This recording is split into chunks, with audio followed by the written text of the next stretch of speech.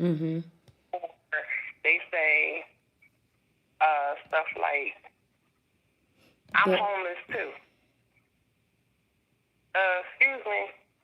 Don't say stuff like that. Because little do you know, you only one paycheck away. mm-hmm. You understand what I'm saying? No, I agree. So that No, my dad. No, girl. The just trying to watch my mouth, but the devil shut. I hope that we were able to catch majority of what you said. I had to restart the live. That was girl. You had got me over here bawling, yeah, and not people in a bad way. really Like not in a really need bad to way stop speaking because stuff into their own lives. it's true. I'm stressed. No, you're not. No, you're not. My You're dad not would. stressed. Or Let me see. and especially the ones that be like, I hate my job. I can't stand these people. Da da da da da da da da da. But you got a job. Be grateful that you But have you a got a job. Your job. bills are paid. Mm-hmm. Because in a second, it could be gone. Just like that. Just like that. Appreciate the things that you do have, and then you don't have to worry about the rest. Because as long as you show gratitude for what you do have, you'll be blessed with more. Right. You hold life and death in the power of the Every day tongue. about your door, you speaking stuff over your life. And a lot of people they be like, oh, them affirmations don't mean nothing. If you speak them long enough, they'll become true. Yeah. Just like the word of God. If you speak it long enough, it's gonna get in your spirit. That's right. Yep, you're right. I agree. If you read Psalms 23 and you recite that every day, it's gonna get in your spirit. And when stuff come up on you, you can honestly say, though I walk through the valley of the shadow of death, Okay. I will fear no evil. Why? Because God is with me. And whatever is going to go away. No weapon formed against me shall Shall prosper. prosper. I'm going to have a good day. That means when you walk out your door, whatever they bring in your way, it's going to bounce right on off you. And you're not going to have to worry about it. Mm-hmm. Why?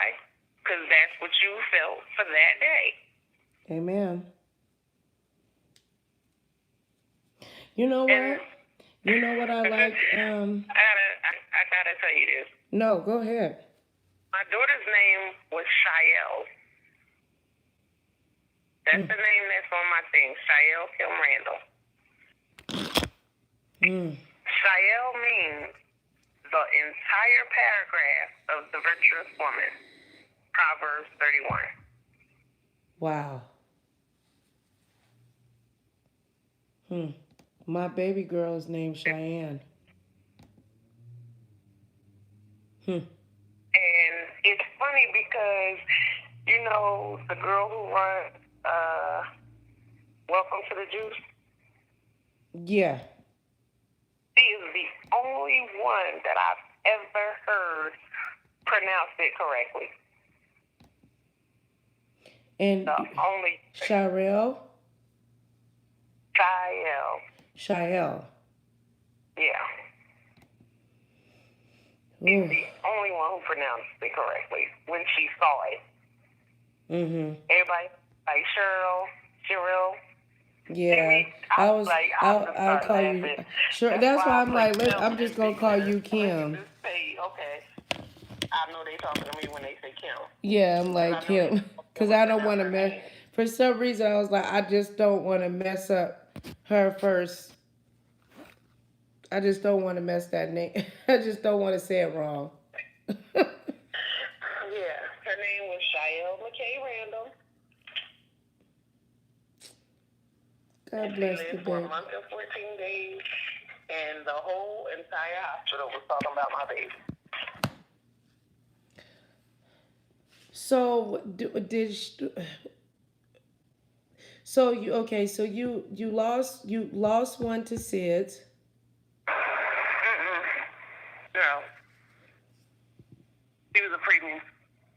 Oh, okay. So the first baby was a okay. No, Not the one that lived because you said you lost three. Right? I mean three total, correct?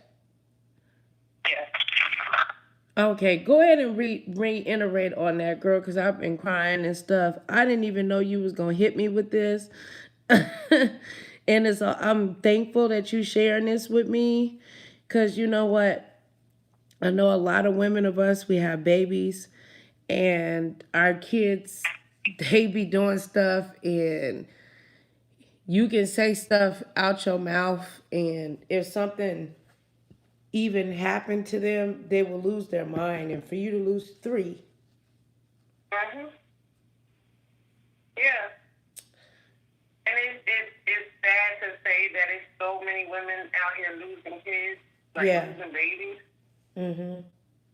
And I saw a post the other day where somebody said that they lost their 2-month-old.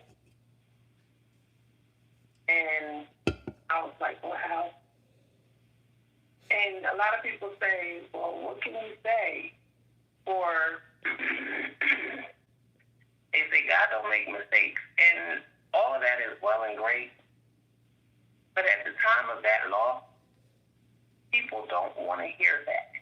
Yeah, I lost a baby too. I lost my son. I mean, people I feel wasn't like that far along, that's but don't make a mistake, God don't make mistakes. You can yeah. have another one, da da da da da. I heard all of it. And when I heard the first time, I was like, yeah, you're right, whatever, whatever. But when it happened the second time and I had to bury my daughter, I ain't want to hear none of that. None of it. None. When I say nothing, when somebody said that to me, I cut them out. Because I felt like your kids are here. Hmm. How can you say that to me? Mm. Because you'll never know this pain unless you've been through it. So how could you say that to me? I had a miscarriage, Kim. I was 4.5. You know they don't do nothing when you're 4.5 months. I felt like they treated me like slaughter. And it was, they were like, yeah, well, you're having a baby, but the baby's not going to survive. Gave me medicine and let me just experience that by myself. Uh, That's what they told you? yeah, And then you lost the baby? yeah. I was contracting. Yeah, pushed and, you know, they gave me something, a piece of plastic to put the baby in.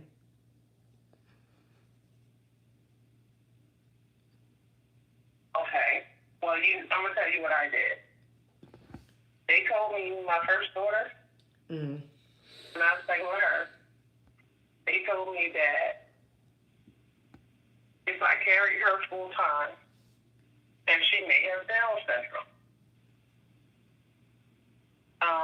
they told me that I should have terminated my pregnancy. Mhm. They told me all kinds of stuff.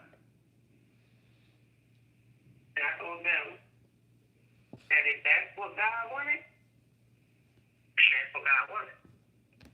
But I was not going to abort my baby. Mhm. Hold on one second. Okay. Well, hey, what's up? This is your girl Nicole Reloaded, and we have my girl on here. And what we're talking about is watch your tongue and be careful what comes out of your mouth Sorry. because your tongue is very, very powerful. One, my grandmother had 13 children. 14 children. Mm-hmm. And she didn't, she was a Jehovah's Witness, and she didn't believe in abortion. Mm-hmm. And I never believed in abortions either. Now, I'm going to clarify this because I feel like it needs to be said. The only reason I feel like a person should have an abortion is if you have been raped. And the reason why I feel like that is because a baby is an innocent life. And if you having sex, you know that it's a possibility that you can get pregnant. Right. And there's some women out here who use abortion as birth control. No, you're right. And so, no, I don't feel like anybody should be able to get an abortion because, like I said, if you lay down and have sex, you know it's a possibility you can get pregnant. But if you have been raped, I don't feel like anybody should have to carry that pain for 9 months and let that baby fester in that hatred. Now, if you choose to bring the baby into the world, I feel like I don't feel as though you should hurt the baby. I would rather you give the baby to somebody who can't have children, who want children, who can't have children, if you decide to bring the baby into the world. But don't hurt the baby, because the baby didn't ask to come here, and the baby didn't do anything. You understand what I'm saying? Yeah. But there are some circumstances that may call for an abortion, but I just don't feel like it should be anybody's decision but the woman who's carrying that child. Mm-hmm. Because that law that they passed is bullshit. What, the abortion law? Yeah. Yeah, I heard that it's under that I can't get an abortion after being brutally raped. Well, I mean, what about my biggest concern, even past even being, raped, because, the baby can be born and they can just give the baby, up for, adoption. What about the babies that women get pregnant with and those babies are killing the mama? That are twins? Yeah, or just die inside the woman's womb and is killing the woman. The procedure is called an abortion. Not a spontaneous abortion, but where they have to, Now that's only in one state. That's only in one state, though, right? If the baby dies while you're carrying it, that's something different. That's not an abortion. It's called a spontaneous abortion, and they need medication to get it out. Right, they have to have a DNC to clean the uterus out. But that's not an abortion. I don't know. They saying that women. They saying in that state, if that baby is in that woman's stomach and that baby or what about the babies that make the woman sick and where they need a rubella? That's what I'm saying. It would be her choice.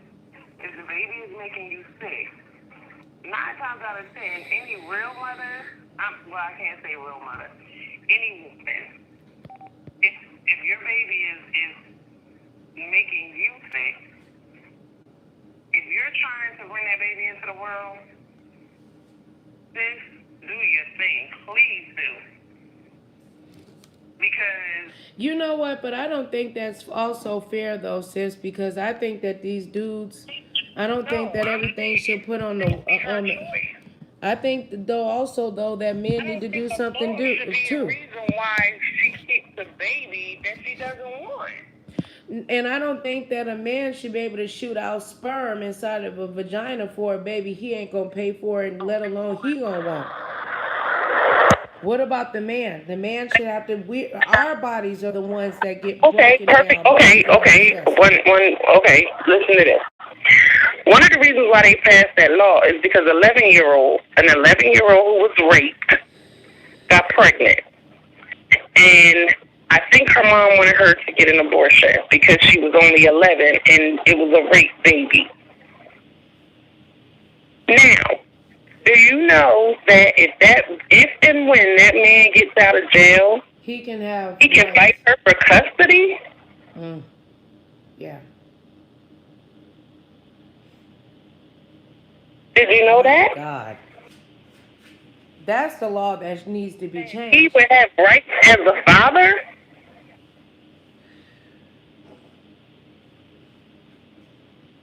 His dick should be cut off. Allegedly. He would have rights as the baby's father. Yeah. Even though he raped that girl or that woman or that child, he would have rights as the father. 11-year-old ain't no woman. I feel like I just turned into a woman, girl, and I'm 30. I'll be 30 in a couple of weeks. So I feel like if you were raped and you don't want the baby, I feel like you should be able to get an abortion because you will carry that baby, and that baby, instead of that baby being loved, that baby will be a constant reminder of the hate that you had for that man that hurt you.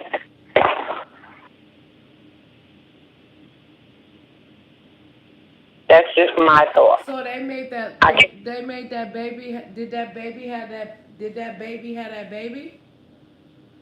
I don't think she had the baby yet, but they were talking about that when they was talking about getting that law passed. And it was an 11-year-old girl who was a rape victim who was pregnant, got pregnant by the rapist. And that's when they passed that stupid law about that.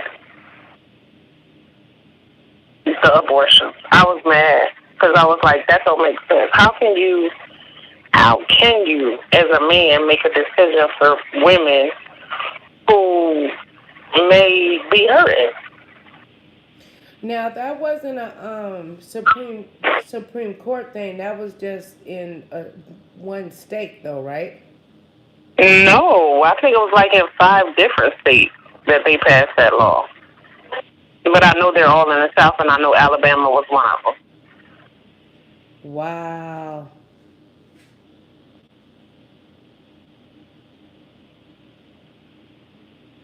So that means possibly Louisiana too? Hmm? Let me see. I said Louisiana too? Yeah. Let me see.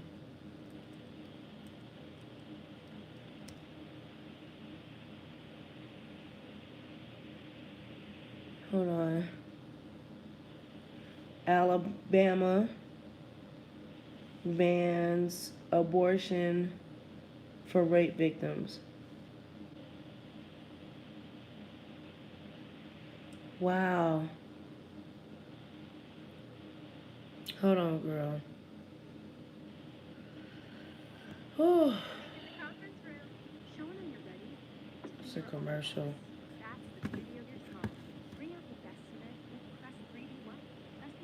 Oh, we'll find you. I like Crest toothpaste too. Tuesday, it will work with the ACLU to fight Georgia's new abortion law. This comes as more Hollywood stars threaten to boycott working in the state if the law is implemented. Earlier this month, Governor Brian Kemp signed the bill, which prohibits most abortions once a doctor can detect a fetal heartbeat. It doesn't go into effect until January of 2020, but it's already having a chilling effect on the state's growing film industry. Greg Bluestein joins us now from Dunwoody, Georgia. He's a political reporter for the Atlanta Journal-Constitution. Greg, thanks so much for joining us. If you could start off by giving us some background, when did Georgia become a hotbed for film and television productions? Well, the state's film tax credit actually dates back more than a decade.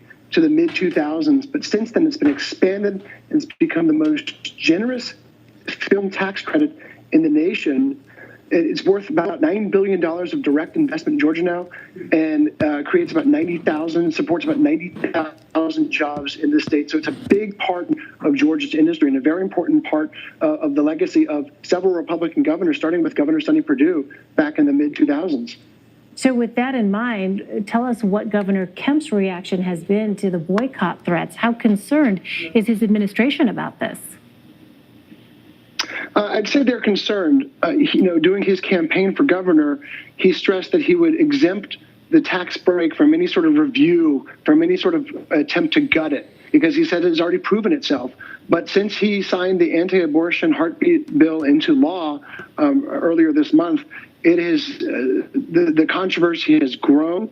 There's been a string of celebrities and producers, directors, actors, actresses who have all said that they will no longer work in Georgia if it takes effect. There's a very good chance it will take effect because it will inevitably be bound up in a lawsuit that has yet to be filed. While it's still pending, it's sort of a complication for the governor. He said, on one hand, he said that Georgia won't bow to what Hollywood wants it to do. On the other hand, he's also said that he still thinks Georgia is a welcoming place for the Hollywood, for the film industry. So he's trying to kind of walk a very thin line here without alienating a big part of Georgia's economy. Well, you spoke with the Georgia state Democrat who opposes the new abortion law, but is also alarmed about the boycotts. What has the reaction been from state lawmakers? They don't want to encourage any boycott movement because that would take away a key part of the state's economy. Instead, what you're hearing from Democrats is stay and fight. That's what they call that movement, stay and fight. They're encouraging the Hollywood industry to stay in Georgia, but to donate to the ACLU and other groups that are trying to fight this legislation. And that way, it won't hurt the economic backbone of Georgia's economy. From Governor Kemp, you're hearing a much more strident view, too. He's not only saying now that these industries don't represent Georgia, but he's saying he doesn't mind if C-list celebrities squawk at this law. And yet, as I understand it, he did take some steps to at least gesture towards that welcoming kind of tone, right? By visiting, as I understand it, the state-funded Georgia Film Academy and another nearby studio. Yeah, he visited the Film Academy as well as Pinewood Studios to try to tamp it down. And that meeting wasn't open to the public, so we're not exactly sure what he said. But it was seen as a gesture to just calm the atmosphere, to let film studio executives know that he still considers them a vital part of the state economy. They're still very concerned, but what helped, I think, in a way this week was Netflix coming out and kind of showing a third path. Rather than saying it's going to stay in Georgia simply, or rather than saying it's going to boycott the state, Netflix said was it was going to stay and fight. Instead of trying to boycott the state or just simply staying in Georgia, it was going to help fund the ACLU and other groups that are pushing back against this law. And that made sure that state studio executives here in Georgia are heaving a sigh of relief because they hope that other big film studios follow the same path. Greg Bluestein. Greg, thanks so much for your time. Thanks for having me.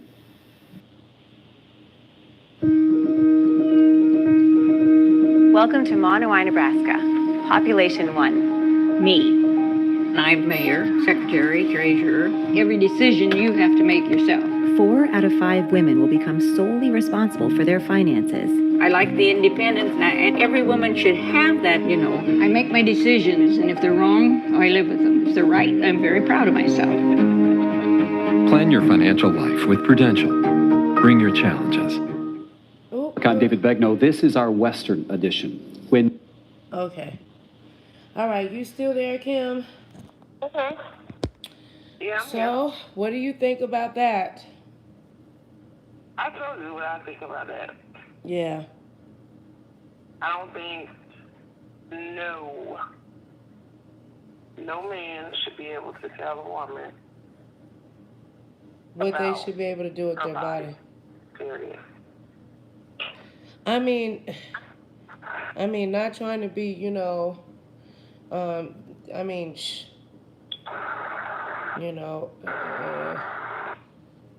don't know, if women have abortions, they should do a test and find out who the daddy is on the spot, and they, Right. should do something to him That too. Something should happen to the man too. I feel like anybody who rapes a child, period, needs to be castrated, personally. Me too.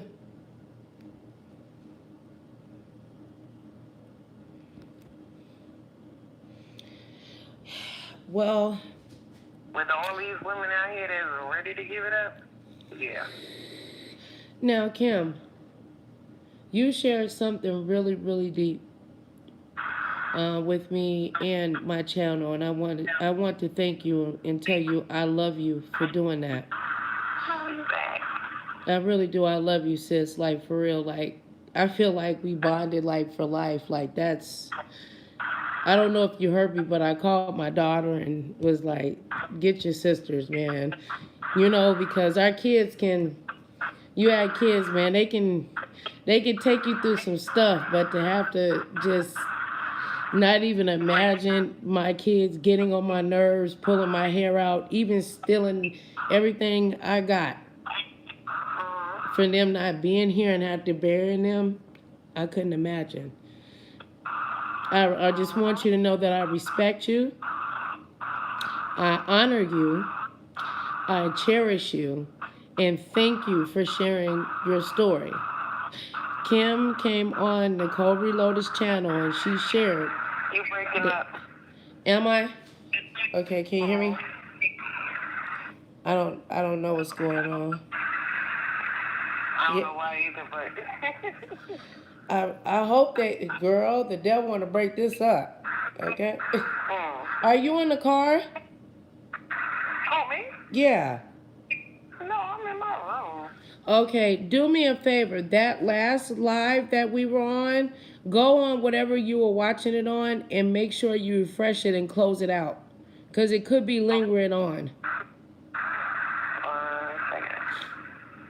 I think it was called like Bipolar Live or whatever.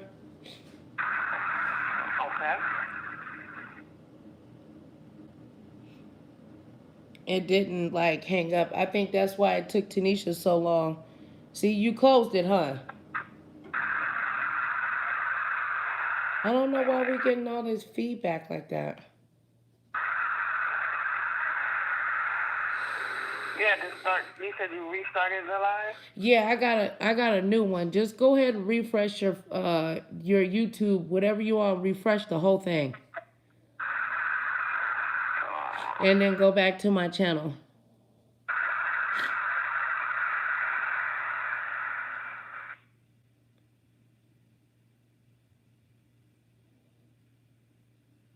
You refreshed it? Yeah, it's not coming up. Okay, just go back, just click on my head. I don't know why we have some really bad feedback. I named it Watch the Tongue.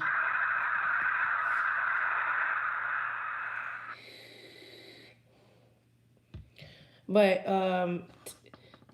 thank you, Tanisha, for I got it. You got it? Hi, Tanisha Bennett. Yeah, that's my girl. Knowing her, she probably was listening and Tia, she has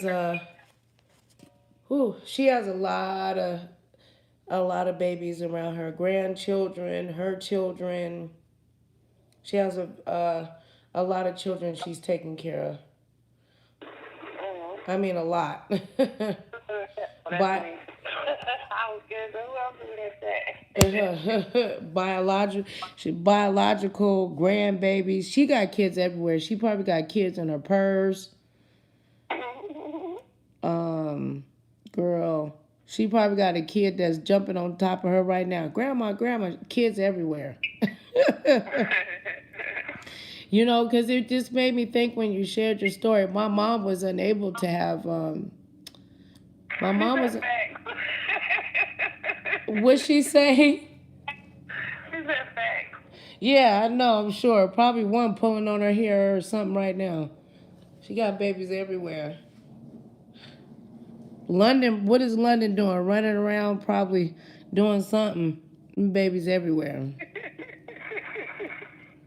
My mom, sis was unable to have children. Mm-hmm. Say something in the chat, sis, so you can pop up. For me? Yeah. So she was unable to have children. My mom, I believe she had, I don't want to get the number wrong, but I believe my mom had between a 7 and 11 miscarriages.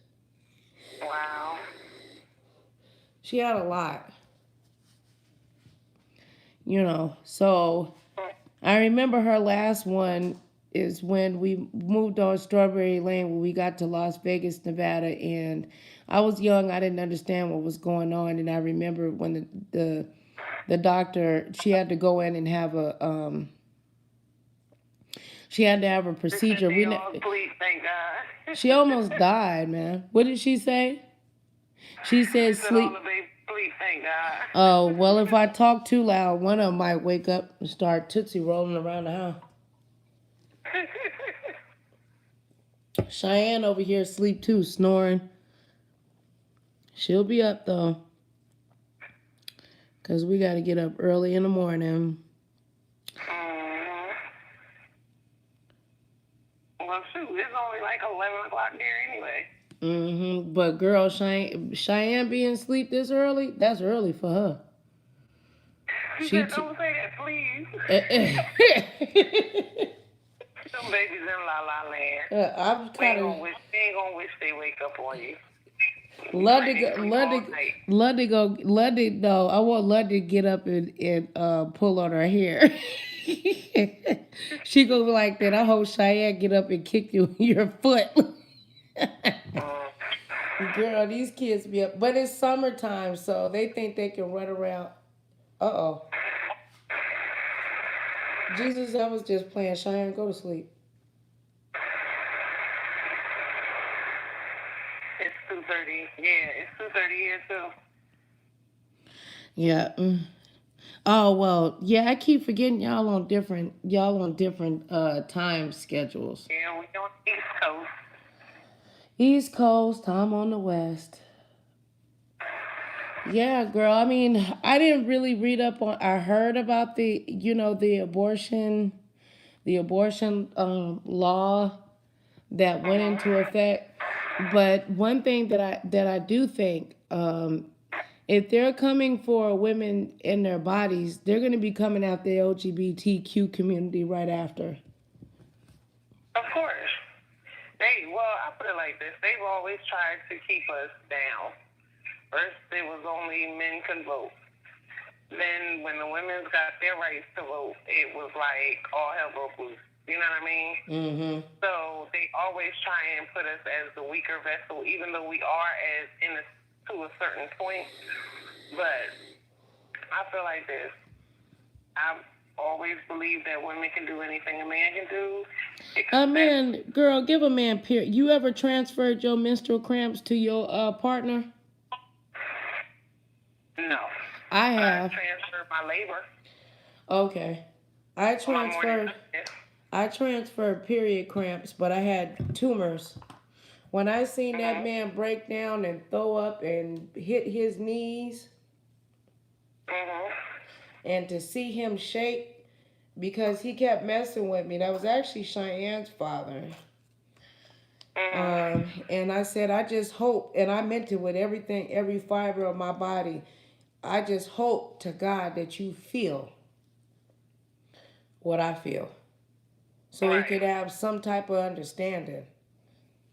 But it was funny when, because I really thought that couldn't happen, but my brother was saying, like, but I know it's possible because when my sister-in-law had their first daughter, my sister-in-law was in labor, but my brother was still in the pain. Mm-hmm. So that's how close they were. Yeah. Now, when I was pregnant with my second daughter, her dad had sickness. Like, he was throwing up all over the place, all kinds of stuff. Mm-hmm. And at first, I thought he was lying because one day I was eating chicken. I think I was eating chicken. And his oldest daughter's mom called me. And she said, Kim, Maurice told me to tell you to stop eating that damn chicken. And I'm looking at my plate like, what the hell is you talking about? He said, he over here throwing up chicken. I said, are you serious? She was like, yeah. So I really didn't believe her because she's a known liar anyway. So I think it was like 2 weeks later, I had a craving for a cherry cheesecake. And we had this place called Michelle Lurie's that was a cheesecake place. So I couldn't go out with my friends because I was pregnant. So I told one of them, I said, take me to go get me a cherry cheesecake. I've been craving cherry cheesecake. So she took me, and I went and bought a large one. I went and bought a large one. And I had like 4 pieces, and I was sitting in the middle of my bed watching TV and eating cherry cheesecake. I love cherry cheesecake. I heard him calling me, so I went and opened the door. Mind you, he was high yellow, so he looked as pale as a ghost when I opened the door. And he came up in my room, and he kind of like fell forward. We talking about somebody who's 6'4", weighing every bit of 270. And he fell face first on my bed. So I got back in the middle of my bed, and I'm sitting there eating my cherry cheesecake.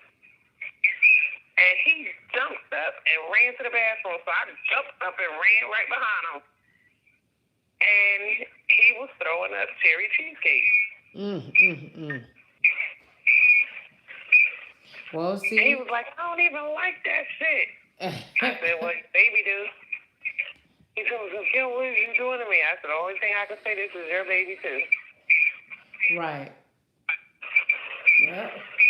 So you know that I'm not making that up. And when she came, I was 6 months. I was 6 months and a week when I had her. And his grandmother came up to the room, which would have been my daughter's great-grandmother, came to my room because she worked in the hospital. So she came to check on me and the baby. And when she saw my daughter, she said, good Lord, that girl got some big feet. She said, that's Maurice's baby. I don't know what he was telling his family. I don't know what he told them. But I do know he told his aunt that I had got rid of the baby or whatever. And when I talked to her and I said, no, I'm 6 months pregnant. You know what I'm saying? She was like, that would be correct. I was like, what you mean? She was like, Maurice told me you got rid of the baby. I said, no, I wouldn't do that. You know what I'm saying? And so when I had my daughter, I was 6 months and a week. And when she came out, at 6 months and a week, she was already 11 and a half inches long. Wow.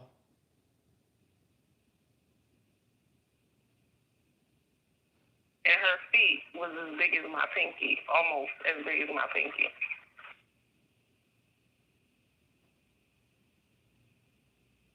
And it was funny because her grandma said, she said, when Maurice was born, and it was crazy because he had told me he was like 11 pounds. So I was scared that I was going to have an 11-pound baby. Okay? That's, his mom told me he was 7'3". I was mad as hell at him. Because I was like, why would you try and make me afraid to have this baby because you told me she was a damn 11-pound baby. But his mom told me, she was like, he's lying. He was only 7'3". I was like, okay. So I wasn't worried about that no more. But everything I ate, everything. And like I craved green apples. That was like my favorite thing ever when I was pregnant with my daughter. So I thought I was like, she's probably going to have an apple for a birthmark. Because that's the only thing that like when I was at work. And it was crazy because my cousin, she used to be like, I'm bringing you your apples. And she would bring me 2 big bags of green apples every day to work. Every day. It was like apple everything. It had to be like a sour apple, anything, and I was happy and content. But I really didn't have like big cravings for a whole bunch of stuff. It was just like if I wanted something right then and there, I got it. And once I got that, I was satisfied. But it was so funny to see him throwing up cherry cheesecake and chicken and stir fry, and it was funny to me. And he was like, man, he was like, can you not eat the rest of your pregnancy? I was cracking up. Yeah. The only time I got sick is I ate a chicken fajita at the hospital. And she didn't like that. She didn't like that at all. I had to force myself to throw up because that thing was tearing me up.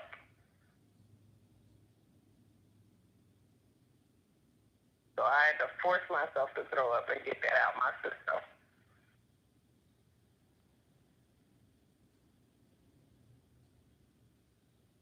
But everything else was fine. And the only thing that they had me in the hospital because my blood pressure had went up and they said my leg was swollen, but they didn't look swollen to me. And so they told me my leg was swollen and my blood pressure was up. So I went to the doctor. I was on vacation because I had just moved in my apartment.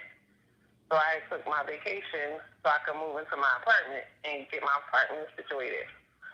And I went to the doctor's the day before I was supposed to go back to work. And they told me I couldn't go back to work. And they told me that I had to go straight to the hospital from the doctor's office. So I did that. They sent me home. And then the next day I went back to the doctor's, and that's when they put me in the hospital. I was in the hospital for 3.5 weeks before I had my daughter. And then they took her on September 7th. And I left the hospital on my birthday.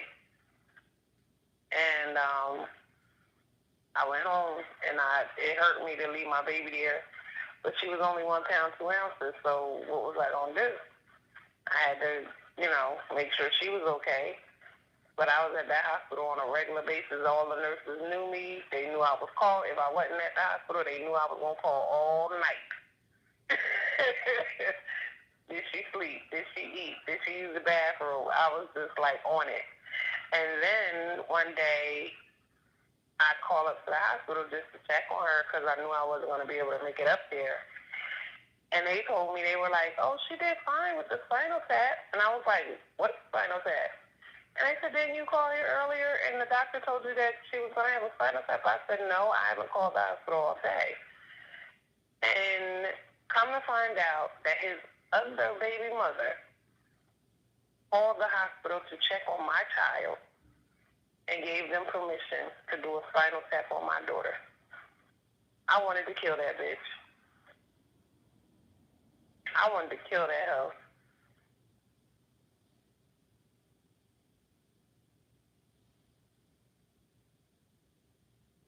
I wanted to hurt her bad. But his mom talked me down off the ledge because I was going to get her. With staples in my stomach, I was going to get her.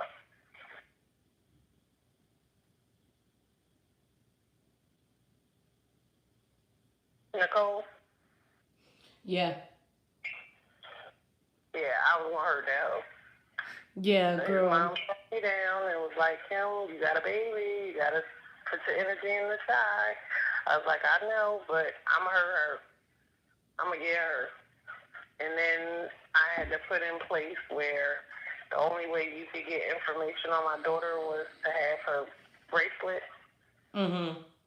The numbers on her bracelet. Yeah. And so every time I called the hospital, even though the nurses knew my voice, by then they knew my voice.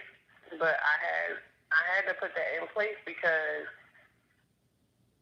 how you gonna call up there and give somebody permission to work on somebody else's child? Like, do that even make sense to you? No, it does not. And then while I was in the hospital, Dyson took his oldest daughter. Took her from her mom. And so after I lost my daughter, I ended up with custody of his oldest daughter. Really? And she was 1.5 at the time. And I had her from 1.5 till she was 5 in my custody. And then from 5 to 14, it was like a back and forth thing. Wow. And it was almost like I was the mom and the biological mom was the dad. Really? Yeah. Because I had the girls more than she did. I had them mostly during the week. And it was like the only time she really got them was when I had stuff to do. Wow. Because during the time that I was in transition of moving, she got pregnant with twins. Bye. So my daughter would have been in the middle of her two sets. Because her oldest daughter was 1.5. Then it would have been my daughter. And then it would have been the twins. And they all girls. They all had the same blood type. Wow.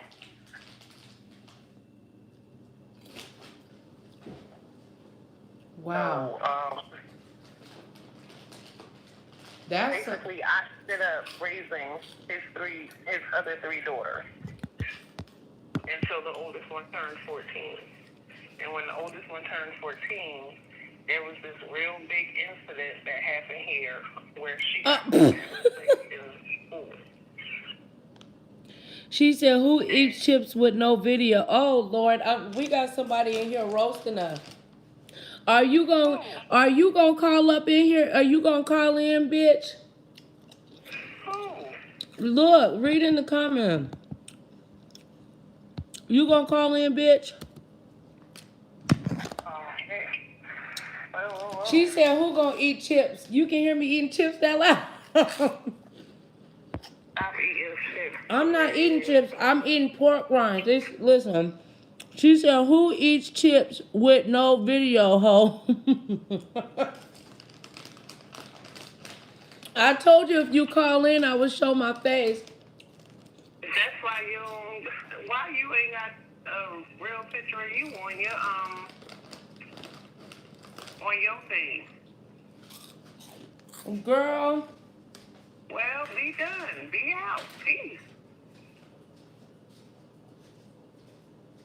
You the motherfucking hog. She said, I'm out. I can't you making me be sick. Gonna miss you. But I thought you said you was gonna call in and talk shit.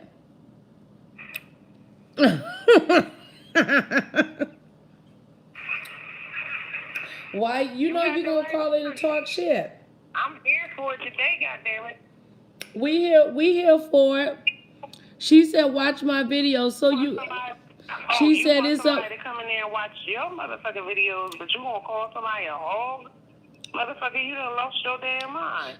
Tanisha said, "What's wrong with being a hog?" Honk honk.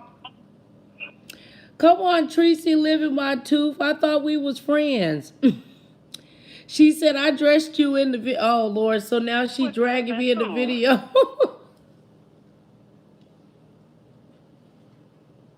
Put an address on it, hoe. Oh Lord. She said, "I dressed you in it." You mad at me? Oh, she said, "I'm done." Oh shit. Bye. Don't roast me. You said you was gonna call in. She said, "I'll be back later." Oh Lord. I see you put the address on that shit. Oh Lord, I can't believe that girl. Well, whatever. She gonna get me in the video, girl. I can't. She gonna drag my ass. Okay. It's the Muppet gonna drag me. I can't. All right, bye. Bye, Tooth. Anyway, girl. So go ahead. Like I said.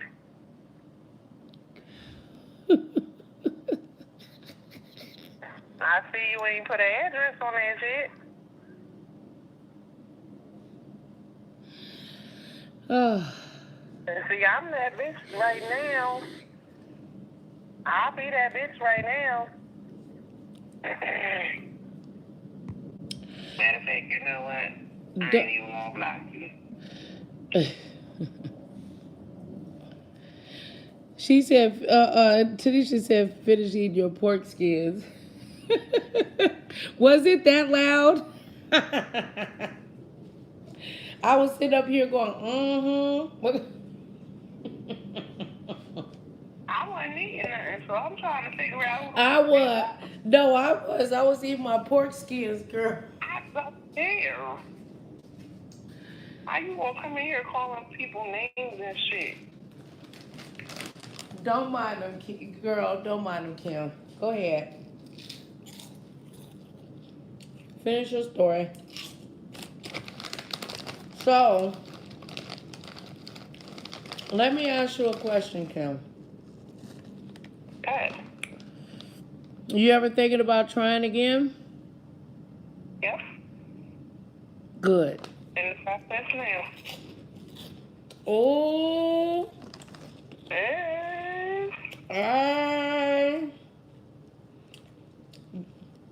You gotta get some black seed oil. Huh? Black seed oil.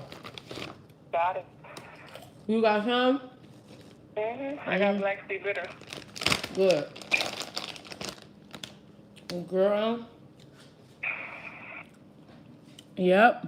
Because when you were sitting here, I've been having dreams about somebody having a baby. Well, my sister, my sis K Love. You want to hear something funny? But My I've been. brother that passed away. He always knew when I was pregnant. Before I even told anybody, before I even found out, he told me I was pregnant.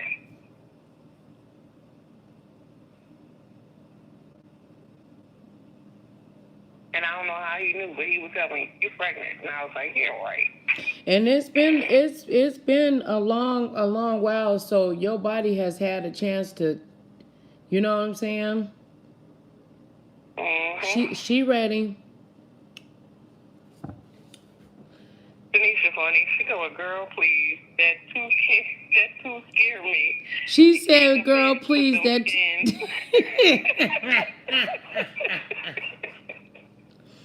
That's all right. I pissed the tooth off. She'll be all right. She gonna drag the shit out of me on her channel. It's okay. I call her fucking Taylor too and cuss her the fuck out too. I ain't It's got no okay. problem cussing nobody out. No, just me and the tooth. We going depend on the video. We'll see. We gonna go to war. Tooth. Because if they would have been here for the whole conversation, maybe they wouldn't have made a stupid ass comment like that. No, But they wouldn't have. They just popped in, girl. They gotta They clocked the fuck out because I blocked it. I think it's the wrench's baby. I think it's the wrench's baby mama, to keep it real. Who? The wrench. It's the wrench baby mama. The wrench? The wrench. You know the little blue wrench that go around YouTube? Yeah. Oh, the blue wrench? What about it? Yeah. Yeah. That's the That's disrespectful. That's the wrench's baby mama, girl. Oh. We at war. I'm at war with two trolls, girl. But it's all fun. But I didn't know they would troll that hard. I think they just came in talking shit. Well, I sent them out talking shit too. Yeah, it's all right. They in timeout. Wait until the girl. They said they talking about me on that video. Oh Lord. We've been arguing back and forth all day. Oh, wow. All day long. Well, congratulations, Mama, that you having a baby. You silly. The baby coming. Girl, better you, cause I didn't. Oof, my body done, girl. I am tired, old, Stop putting that old stuff and over fat. your life. We just had this conversation. I know, girl, but I'm tired. I have 4, and I had ooh, 4 miscarriages. Oh, wow. They wouldn't call them, they don't call them, they have to be, past a, certain gestation, you know what I'm saying, for them to consider it as. Not anymore. Thanks Back for that law. then, yeah. Because now it's like if Hey, the baby has Pastor. a heartbeat, if you can hear a heartbeat. Yeah. That's what that law brought up. I wish that you would have told me this, and then I could have, set it up and everything, and had the sound all perfect, and what made you just see? But that's what I like about my channel. Sometimes just, the people that, come over here, because I consider y'all as family, I remember the night when you had called in, girl. I was so down that night, but I was doing that video and we laughed. Girl, I think I laughed so hard I damn near peed on myself. We was laughing so hard. When Talk about that lady. yeah, yeah, when we was talking about Medicine. yeah, girl, that shit was. But what was funny because you was you couldn't laugh. You was like, I'm next to be right here asleep. I can't. Oh, because my husband. Yeah, you was like, I can't laugh, and then you bust out laughing, and he was like, you, you had barely woke him up. I was like, girl. We had fun that night, though. It was fun. And she looked hot ass man. Girl. I don't think she's been on YouTube since. She hasn't? I thought, what was her name? Miss Parker. Oh, yeah, Miss Paul. That's what, Miss Parker. How you doing, Pastor? Miss Parker. Miss Parker. And that damn orange, whatever it was. Look at the hot ass mess destroying my color.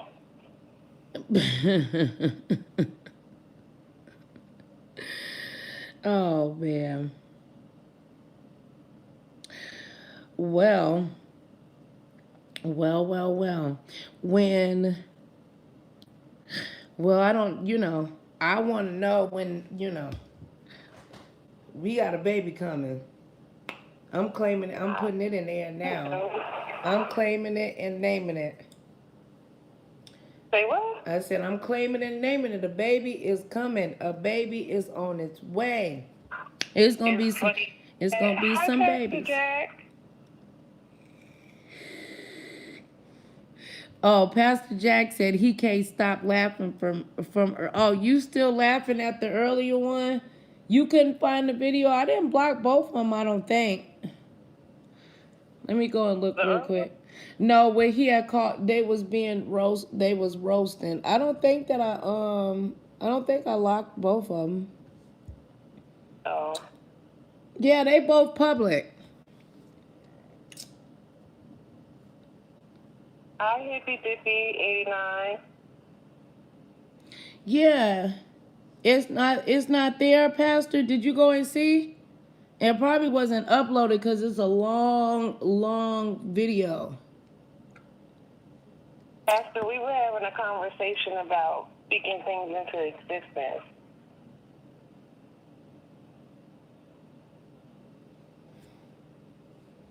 Hey, did you catch something for me? He said no. He said, "How are you? Just stopping by to stay positive. You too. How you doing, hippy dippy?" He said he was in the church shouting, catching the Holy Ghost. Did you catch something for me? Well, praise God. No, they were catching the Holy Ghost earlier on my channel, roasting me and everything else. Him and his little bald-headed friend Larry Nelson. Yeah, I can tell you what, we really had church today and stayed off that organ.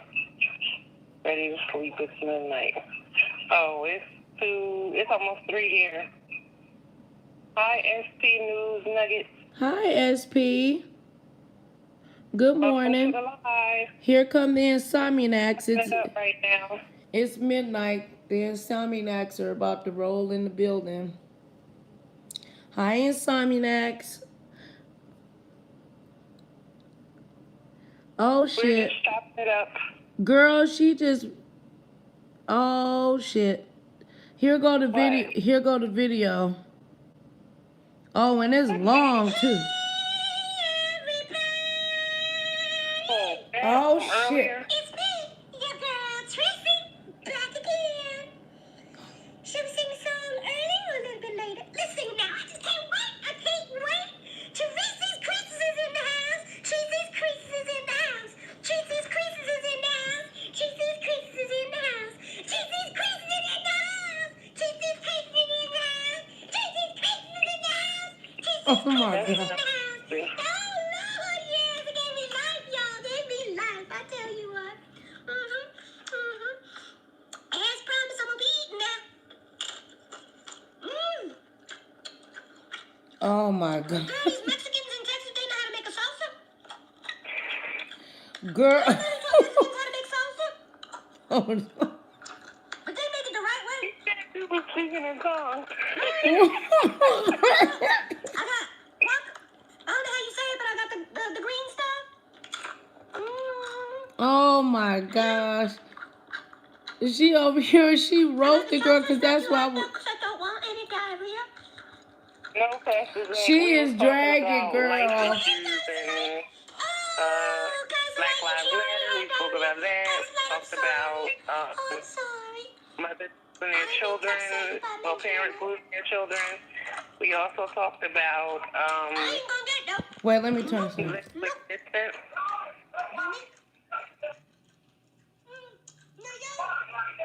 We talked about speaking things over your life into existence and things like that. We ain't talking about nobody playing no drums. Red James done flipped his wig. Child. He talking about. And we talked about my life. Now if he can go to the gym and work out with that damn wig on. Girl. Sister G, you knew you could not sweat when you got that wig. We had discussed Nicole, before. that's super loud in this phone. Oh, my gosh. Girl. Oh, Lord. Pastor Jack. Oh, Lord. Tracy living her tufa is give remembrance of our live that we did earlier. Let me no, the live that we did earlier, girl, it was hilarious. It was funny. Pastor Jack was playing the organ, and we just was, just having fun. Having fun. Mm-hmm. Now this abortion law, girl, I'm a true believer of laughter is the best medicine. Laughter is purification to the soul, my sister. Him and Larry, but they came on and they roasted me though, girl, down to the ground. Oh. So yeah, so remember Pastor Jack and Larry Nelson, because their payback is coming very soon. Nicole Reloaded passed out twice in church today. See, yeah, we did. Let me see if I can. Yeah, I thought it was 3 times. Let me see if it's still on here. Let me find it. I'm on You know. in the room. Oh, hey, so this your girl Nicole. Is this? Yeah, this is. This is it. This is it. Hold on. Him and Larry. May God bless y'all. What are y'all doing for this week? My comedic value, my stories. She got all these doll babies that her papa bought her. We was just talking, and then they come in and they start dragging me through the dirt. Pastor Jack. Did Pastor Jack just But I gotta practice though. Okay. Let me see if it's on here. Oh, but I can sing for real. Y'all pray for my eyes. Messing It's around, just but so I can I can't find but it's organ. Not. At least it's not just me though. But I'm trying to. I'm just trying to get it. I'm just. You know how you just be trying to get it together and. I'm trying to find it. Every single day, and Lord, to my son's commit. Yeah, it's on here. The people that's on replay, because they watch on the replay, they be hiding in the sky. I just tell them I can't find the organ part, Pastor. If you like Mona Simone or not, if you like Sweet Mom or not, or Tasha. The lawyers now. It seemed like part of it is cut off. Can you hear me? I'm trying to find it, Kim. This shit was funny as hell. But can you hear me loud and clear though? No, I can hear you loud and clear. I just want to know. So my question to you is, how is it that this woman could be so big bad, but all? It seems like it's pieces that's missing. Check this out. The guy who been making videos. Okay, Mr. Pastor Jack. It must be a part 2. Because I don't hear none of because the organ part was a long time. And then Tara was on the drums. We went to church, girl, earlier today. We had fun though, it was funny. Well, earlier, it's 11:59. Might as well say yesterday. Well, it's 3 o'clock here. Let me see. I'm back. Was that earlier?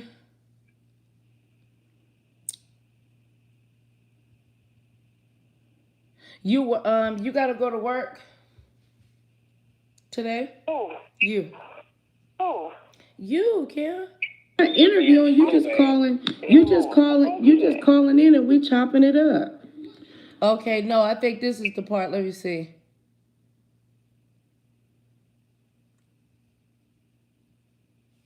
I'm trying to find it. Oh, it's locked. Let me unlock it. Tell him I'm about to unlock it.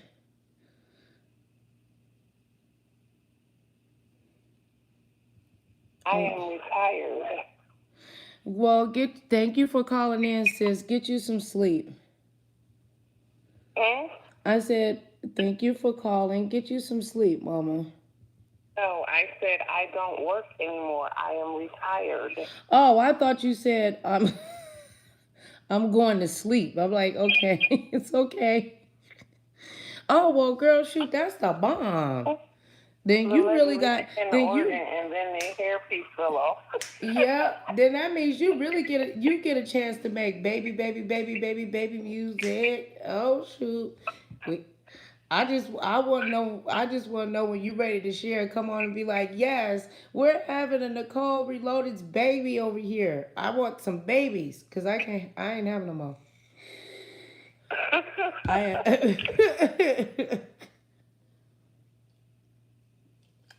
And it's funny because I told him, I said, I think if I get pregnant, it's gonna be more than one. Yeah. Well, I had a dream. I had a dream about dolphins in a whale. So that means 3 people are going to be having multiple people are going to end up being pregnant within the next 3 years. And when I have dreams like that, that doesn't mean I know who it is. I just had dreams about it. But that means somebody close to you. That's what I I was told. Yeah, the whale means that somebody that's close to me. The dolphins means that somebody that's close to me, My close dad to is a somebody that's close to fisherman. me. Like he likes to fish. And he told me when I was pregnant the last time, he said he had a dream about a fish and it had like rainbow colors on the fish. Mm-hmm. And when I came home and I told him I was pregnant, he was like, "You my fish, huh?" And my grandmother used to, oh God, when she said it, it was over. Everybody was taking pregnancy tests, was like, it ain't me, it ain't me, it ain't me, it ain't me. Well, it's not my daughter, so I'm gonna have to go down the line. Nobody's told me they pregnant yet.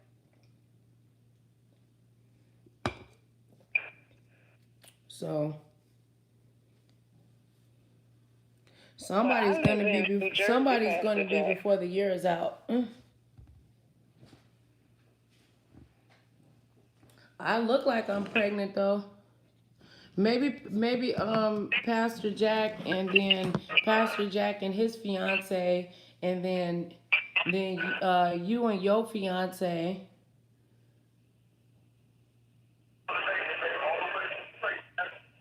No, he said, well, maybe you want to come to church with Nicole next Monday. Yeah. Okay. See now, I live in New Jersey. Yeah, we having church services over here. Pastor was I'm not going to hell messing with you, Pastor. I don't know if that's considered as blasphemy. There's a fish in the family.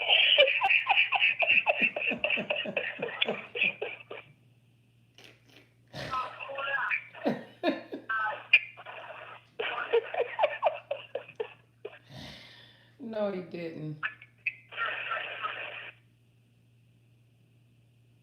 I know if your homegirl find this video, he coming for me. I know she gonna look me up. Who? Your girl, Tasha K. What, my girl? What? I just got my opinions about her. I don't know Tasha K. No, I'm just saying, if she watches this video, I'm gonna be the next subject on her little thing, her channel. She'll be all right. Huh? She better not. She said she don't talk about that kind of stuff. Let's see, I'm next week and let her have it. We have in church online next Monday. Larry Nelson will bring the message. What are he talking about? Girl, I can't read what he said. He said we have in church online next Monday. Who? Larry Nelson will bring the word. Pastor Jack. So Pastor Jack Pastor Jack gonna be on the organs? No, he said we have in church online. Like church online. Is he serious or is he joking? I don't know. He put little faces in, so I don't know. If he's talking about a recap earlier, he said I caught the Holy Ghost twice. No, he said 3. Yeah, you passed out 3 times. Yeah, I did. I passed out. My legs still hurt. They had to drag me on the floor. They threw a white cloth on me and everything, girl. Hey. And I'm still washing. That's why I'm still washing clothes, because I passed out early.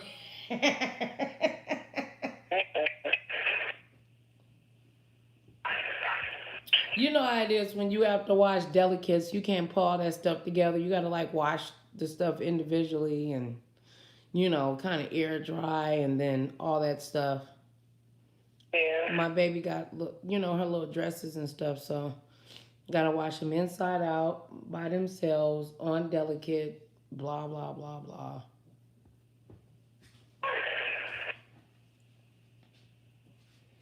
I'm not messing with you, Pastor Jack.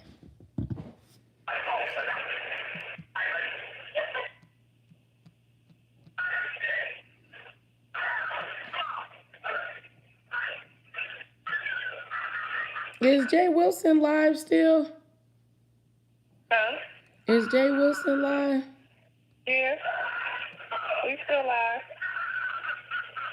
I was glad when they said unto me, let us go back into the house of the Lord. Yes, sir.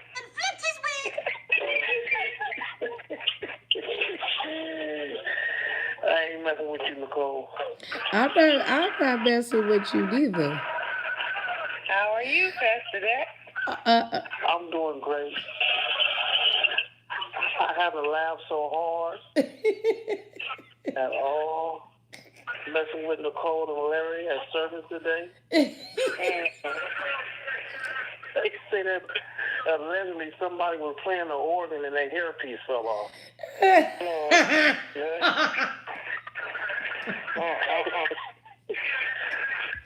Allegedly it was somebody that Nicole knows. No, don't put that on me. See, see, that's Larry trying to start.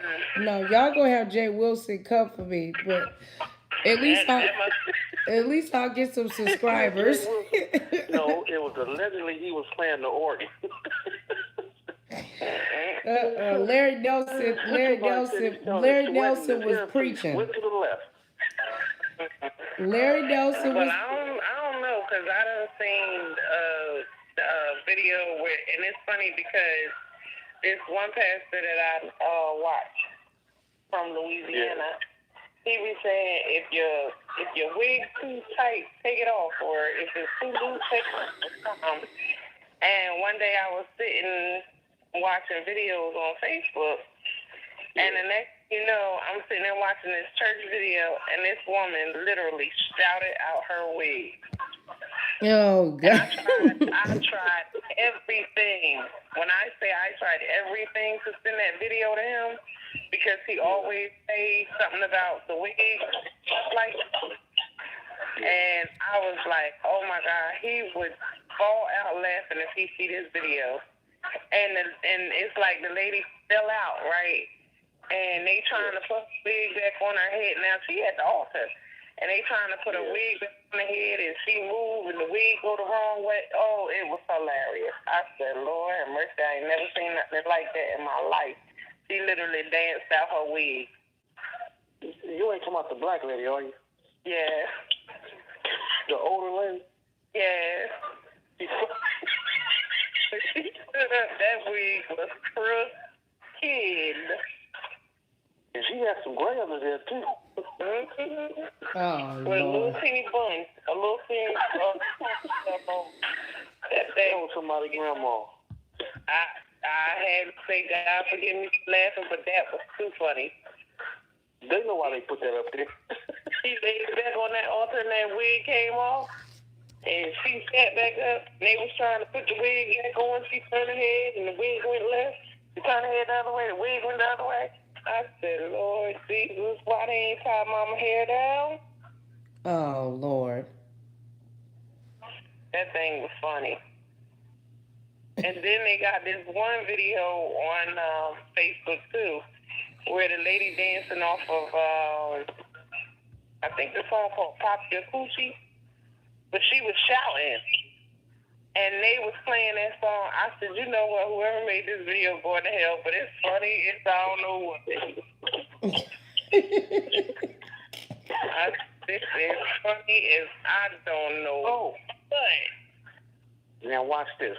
I'm only leaving those two videos up, Pastor Jack, for 48 hours, and they coming down.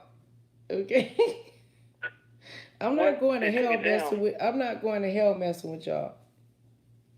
What happened to the video? I locked it. I opened it. Okay. But let me just share this with you.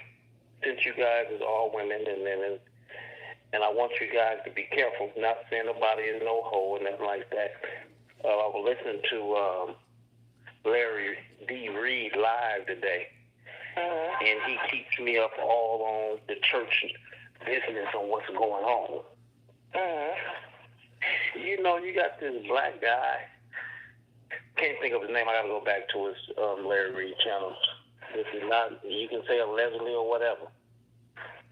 but he has been having multiple affairs with women, and I think men as well. We had this conversation earlier. Mm-hmm. And the guy, Larry, said he mentioned something on his Facebook page. Somebody said, "Don't you say nothing, and you don't know him."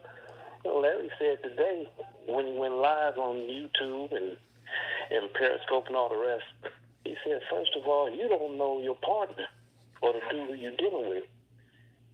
And they tracked it all the way back down to him. Track what? It started with an H. I said, oh, Lord. Oh, yeah. So the Center of Disease Control, or whatever they call it, Larry said allegedly they've been looking for him, and he is a musician. I guess he played an organ or something at one of the local churches. I'm like, it's sad. It's sad. He passing away, Doctor? Yeah. Yeah. It's sad. Larry be having all kinds of topics up on there. Because I had to call in on Larry one day, and we talked for a minute. And we talked for a little while, and that was kind of great. But it's a shame that these people continue to do crazy stuff and hurting other people. And they say, well, the woman should have known better, but at the same time, the dude should have. I mean, that's his problem. He should have said something. And if you don't want to go into the condominiums, and then we can go bareback and you can get whatever I got for you. But, I feel sad because it's a lot of innocent people. And Larry said he better not show up Sunday to play that organ. No. Why he out here allegedly killing people? I mean, it's true, but it's sad. Yeah, we were having a conversation about dating. Well, Nicole asked me would I date a bisexual man, and I was like, no. But I mean, I don't. I'm like this. I don't judge people on their lifestyle. What you choose to do behind closed doors is what you choose to do.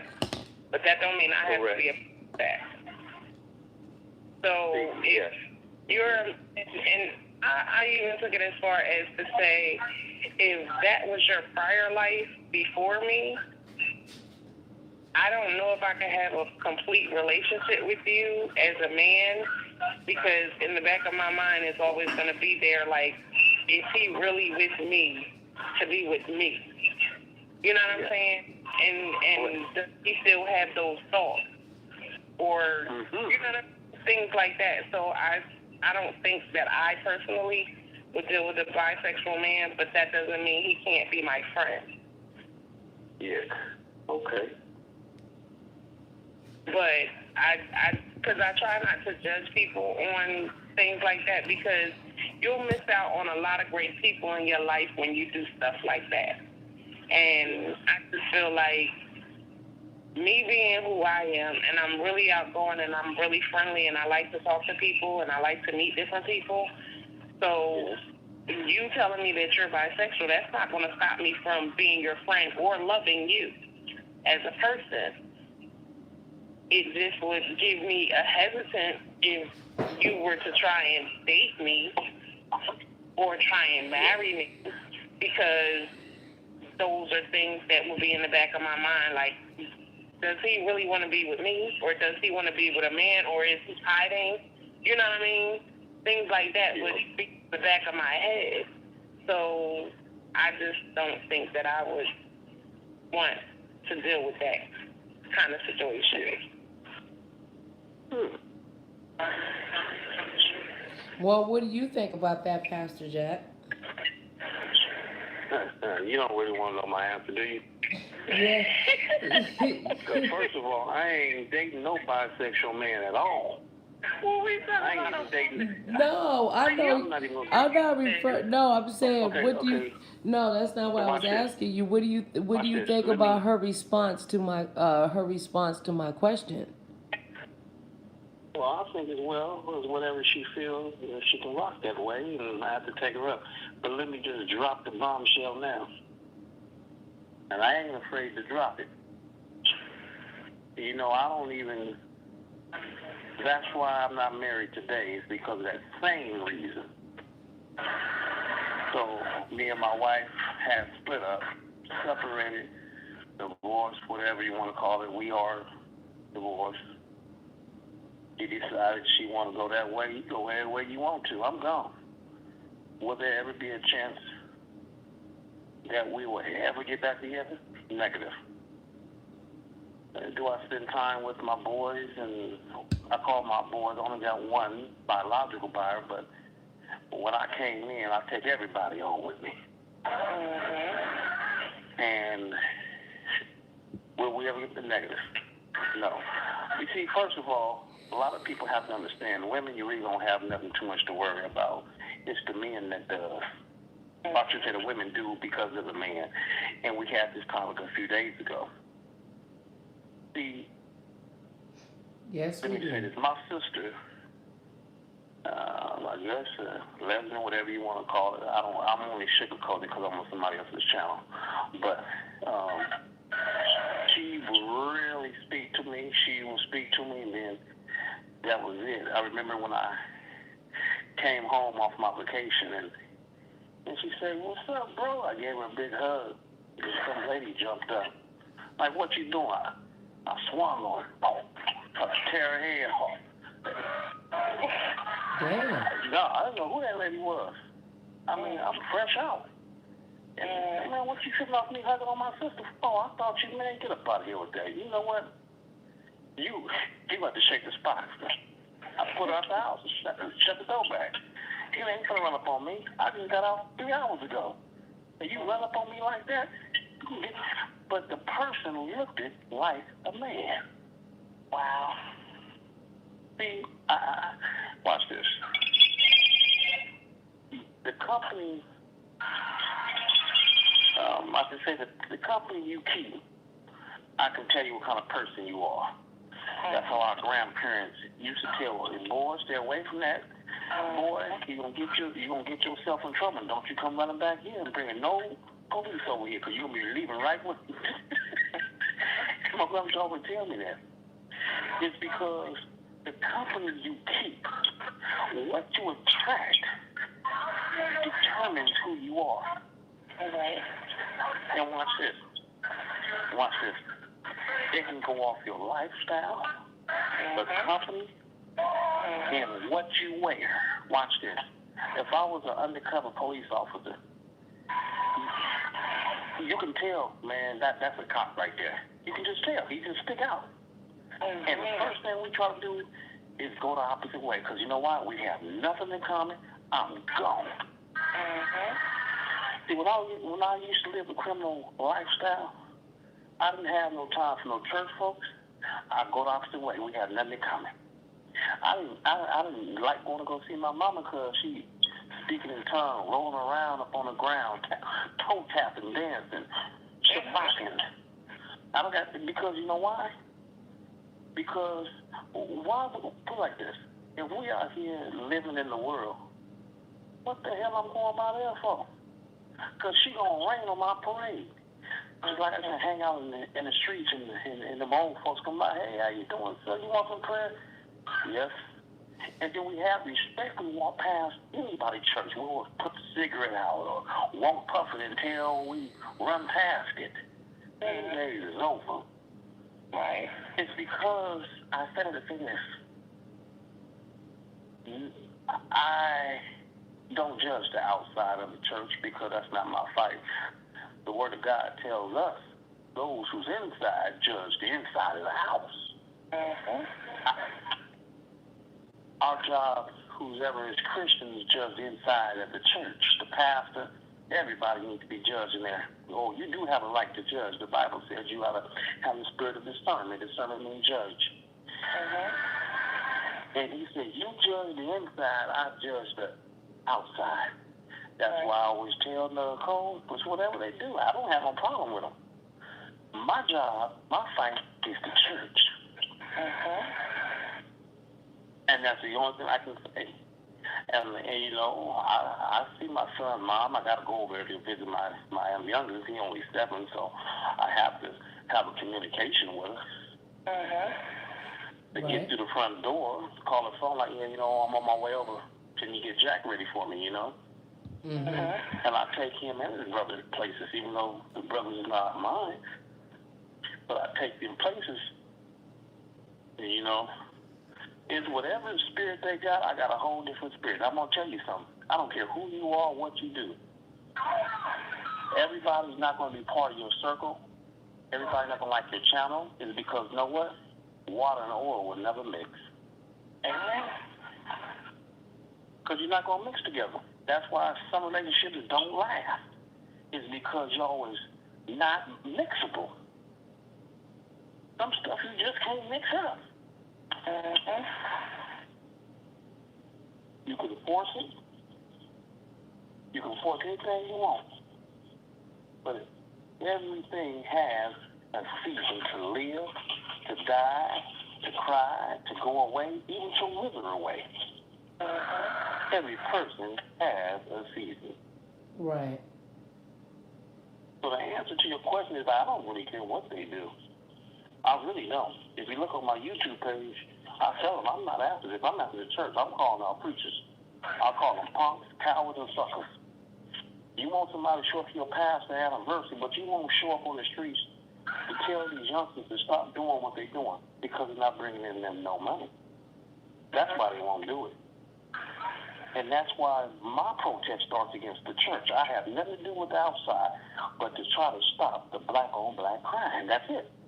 Other than the sexual election, y'all can do what y'all want to do. That's not my fight.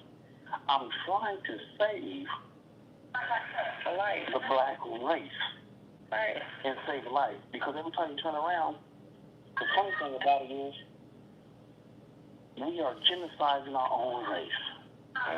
Every time you hear a black guy got killed, or you watching the first 48, it tells you it's not another race against the black. It's the same black, the same person you went to school with. What I'm saying by that is your color. It ain't no other color, but your own color doing it. We talked about that too.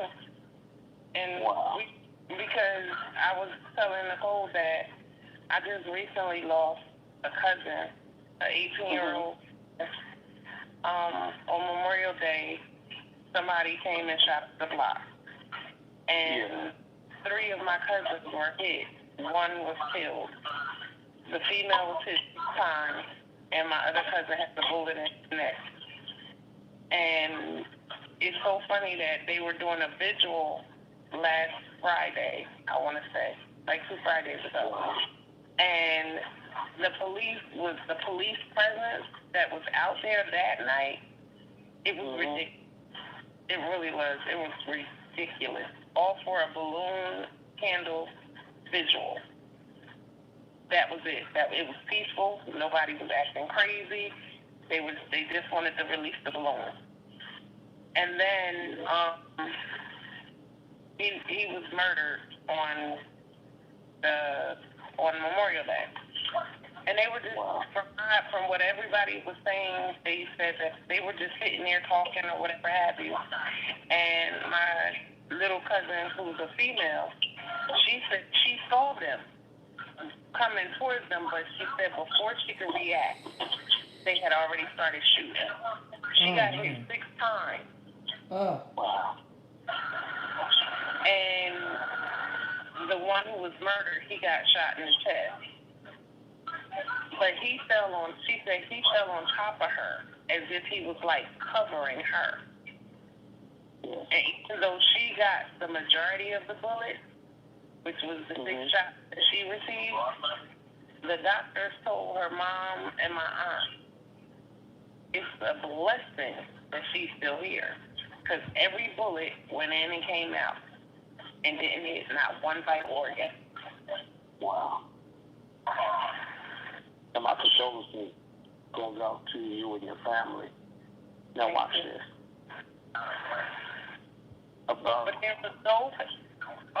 But there was not one church pastor, none. There was only the only pastor that came around was the pastor who did his eulogy. But the rest of the pastors and churches in my area, we saw no one. And I'm gonna tell you why. They're a bunch of punks. If you go to my page, Nicole will tell you I called them out. Yep. I said, please don't call out my own pastor. I said, let me explain something to you. I don't work for you. I'm not on C's payroll. My bishop can't tell me what to do. I make fellowship with him, but however, I don't sit under his teaching. I sit under the Lord's teaching. Yes, I'm licensed. Yes, I graduated. Yes, I fellowship with different churches from Oakland, California, Sacramento, California, Stockton, California, Tracy, Carolina, all the Northern California. People know me or know of me. And the church is here to help you. And this what kills me, and I had to check all of them. He said, well, you know, my pastor says God dwells in this house. This church is the house of the Lord, right? That's what it's supposed to be. I said, your pastor is a damn liar. The Bible says God does not dwell in the house built by man's hand. He dwells on the inside of human beings. So if your pastor teaching that, you tell him to come see me, and I'll take him back to Sunday school. Go get him. Oh, did you hear about the man who was selling tickets to heaven for $500? Wait a minute. What did you say? Tickets to heaven for $500? Detail. I could see. I'm gonna be real transparent with you right now.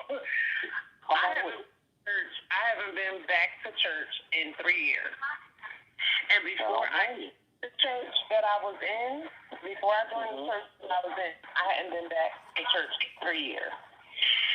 And one, because the pastor that I was in the church with at first, I was going to pay my tithes, pay my offering, everything. Come to find out that a lot of stuff went on during that time that I was at that church. And when I brought it to the pastor's attention, basically it was like, I'm a liar.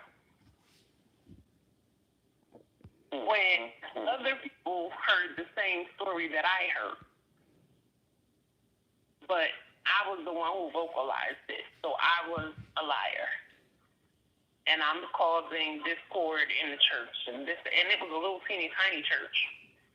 Only had about 30 members. Those are the church I love so much because everybody would get to know each other on a personal level. Each other. But this is the thing that happened. He cheated on his wife with this girl. While he was with her, he had a stroke. And she was the one who went to the hospital with him. She was the one, that got him admitted into the hospital and all of this stuff. And then she said she didn't want to be a secret anymore. So she was actually basically telling the members of the church what they were doing. Yeah. And so, like I said, I was the one who vocalized it and asked him about it. Yeah. And right after that, I had lost my baby, and so I wasn't in church. And I was getting like all these messages from different people saying how they were talking about me and if I wanted support, why wasn't I in church and stuff like that. And at the time, I had 11 herniated discs between my neck and my spine, and I had 2 sciatic nerves, one in each leg. So I was going through like a lot, and then I lose my baby, and all of this was going on at the same time. And so one day, I was feeling a lot better, and one of the members, she said to me, she said, Kim, I want to take you to get your nails and feet done. She said, because I've never seen you without your nails and feet done. So I said, okay. So she said, after we do street ministry on Saturday, I'm going to come and we'll go and, see what we're going to do. So I said, okay, no problem.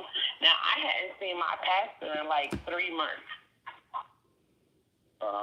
So when she came, she had them drop her off. And one of the other ministers, he had said, he would call me all the time, and he would ask, you want food, or you want this, or you want that? And if I told him no, he'd be like, okay. So he was kind of like checking on me. So we're talking about the head pastor of this church. So he came that day too. And when he came, he brought me flowers and a card. And I had talked to my best friend because she and I were both going to the same church. And I told her, I said, yeah, he came over here. I said, but when he gave me the flowers, I said, it felt like a guilt. Sorry about that. And she said, why you feel like that? And I said, Kim, I don't know, because that's her name too. I said, I don't know. I said, but it just felt like a guilt gift. Like, he felt guilty for not coming to see me in the hospital. I was in the hospital for almost a whole month. Or at least I was back and forth. Like, one day I came home from the hospital. About 4 o'clock the next morning, I was back in the hospital because I had fell. So it was a constant thing, trying to get my body back. And so, like I said, when he came, he brought flowers and a card, and it didn't feel like it was a genuine gift. It felt like a guilt gift. And so I told her that, and she called him and she told him. And he was like, tell her to call me. And so I called him, and he was pissed. And I was like, I'm just telling you what I felt. You can't tell me what my experience is if you're doing something for me. It felt like it wasn't a genuine guilt. It felt like you was guilty for not coming to see me at the hospital. It felt like it was a guilt gift because you didn't come and see me after I lost my baby. You didn't call. Your wife didn't call. You know what I'm saying? And then all of that stuff that came up beforehand, it was like you was trying to avoid me in some way. So then after that, I just stopped going to church. And it took a long time for me to get that out my system for me to go back to another church. So then when I joined the second church that I was in, and I was there for like 3 years. And then I went for marriage counseling. My fiance and I went for marriage counseling. And when we got there, we got a call the next day because he did not want to join the church that I was in. Yes. The pastor's wife got on the phone and said, because she was running the class, the course, the marriage boot camp, and she said that my fiance was not Christian enough. And when she said that, I said, well, what the hell is Christian enough? Because the last time I checked, all God wanted to know is if you believed in him, if you believed in his son, and you believed in his sacrifice. Oh, yeah. And that... share this with you real quick while it's on my tongue, if I can. Don't forget, wherever you ask in your conversation, just say, I'm going to say this. Okay.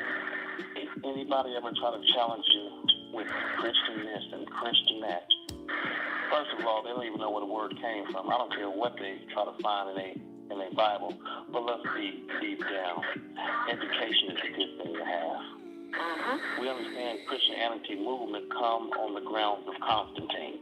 Mm-hmm. See, you could just shut her down right there. You could just shut her whole mouth. And for two, I'm going to go back early in your conversation when you said you had talked to the pastor and let him know, but he never said nothing, right? Mm-hmm. I'm going to tell you why. I'm gonna tell you why. Why would I say something to them and I'm doing everything on the sun? If I check them, they're gonna check me on what I'm doing, what I shouldn't be doing. So we got to get you out the way. And I want to share this with you. Every time you hear the story of Jesus, where was he at? With the people. Where at? Inside or outside? Outside. So what's he doing inside? Week after week. That's my question. Always watch this. Church is a bunch of politics. Let's go back. Pharisees and Sadducees.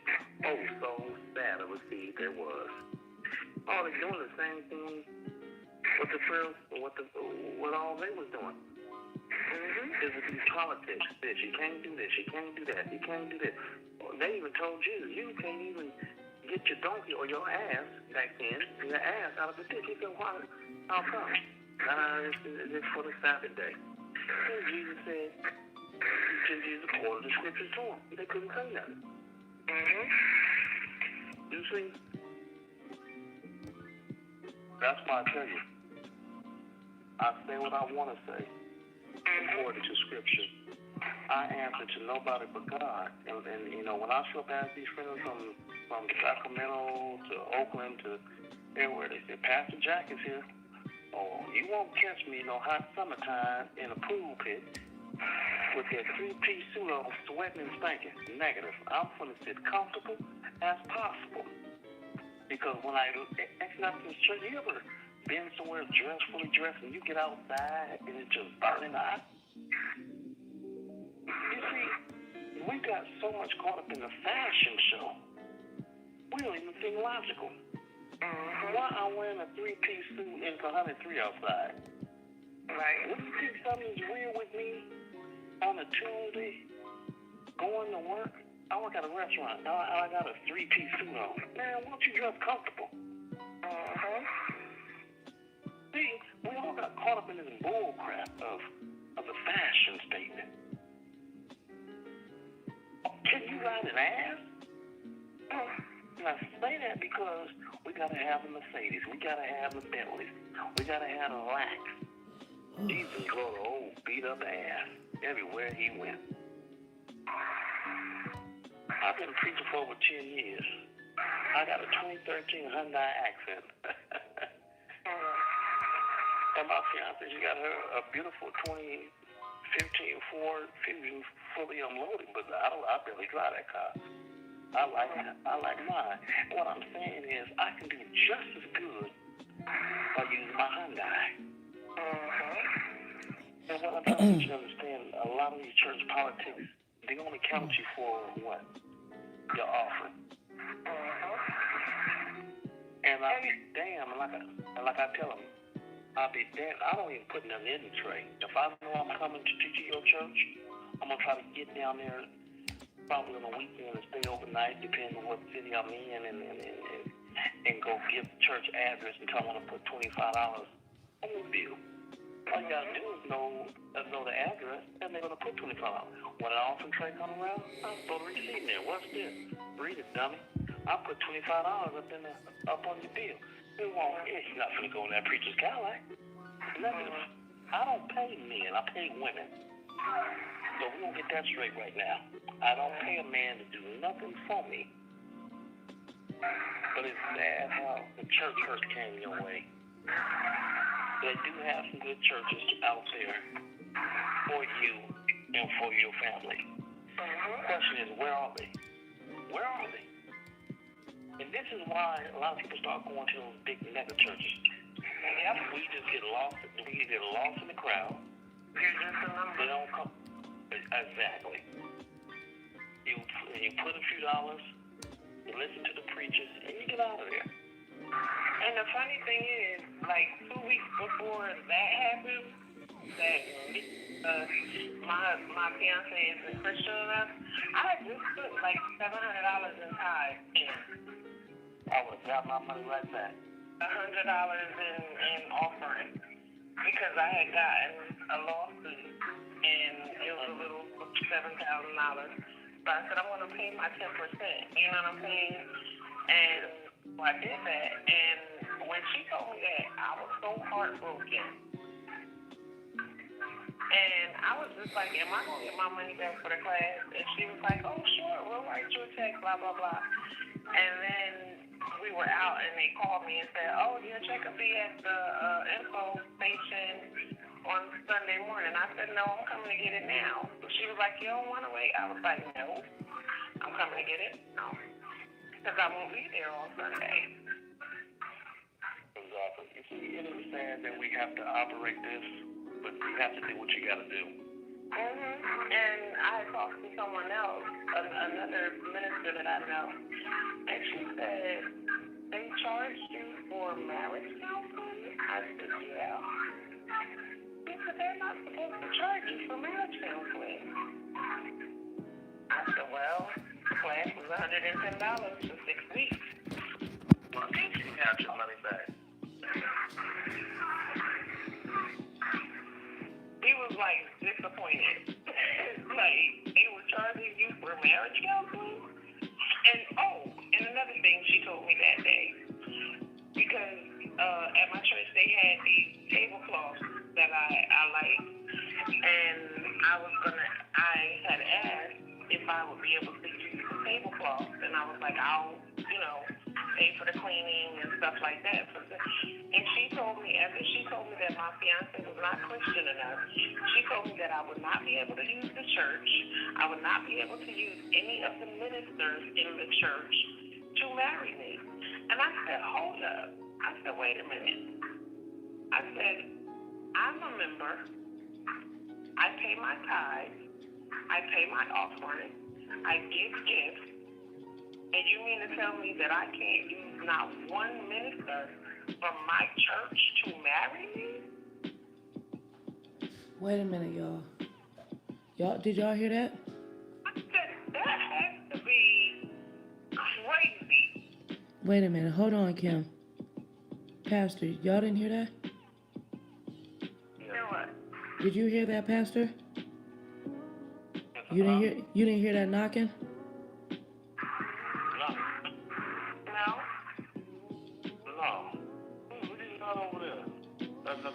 No, it's just something that I don't know. I think it's the devil.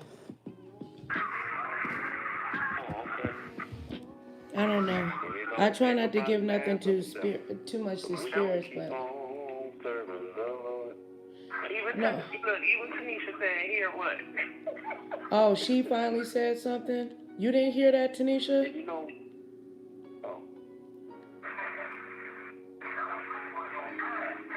Tanisha, did you hear that? Don't worry about it. We're going to still talk about God. But after that, I just decided that I wasn't going back to that church. So, Sundays, I know these pastors that are in Mississippi. And I watch them every Tuesday through Thursday on Facebook Live. And they do like a live every Tuesday through Thursday, and they talk about different aspects of relationships and marriage, doing it God's way, and things of that nature. So I watch them every week, and then on Sundays they do a live of their church service. So I usually watch them. Okay, well I'm gonna give you some food to eat for you and your fiance, if that's okay. That's fine. Okay. How old are you, if I can ask? Or how old is he? Just give me one age. Okay, perfect. You remember the sitcom called Growing Pains, right? Yes. Okay. So you remember Kirk Cameron then? Okay. You know he is a Christian, right? See, he's the Christian that I really know he's following God. Because all these other Christians, they won't call him in to do movies like Denzel Washington because they say, I don't cuz he's trying to honor God. That's why they don't call him for the major roles. Right? Watch this. He made a movie called Fireproof, okay? I just look at that tape for myself, okay? also a lot of churches use that as a training video too. Okay.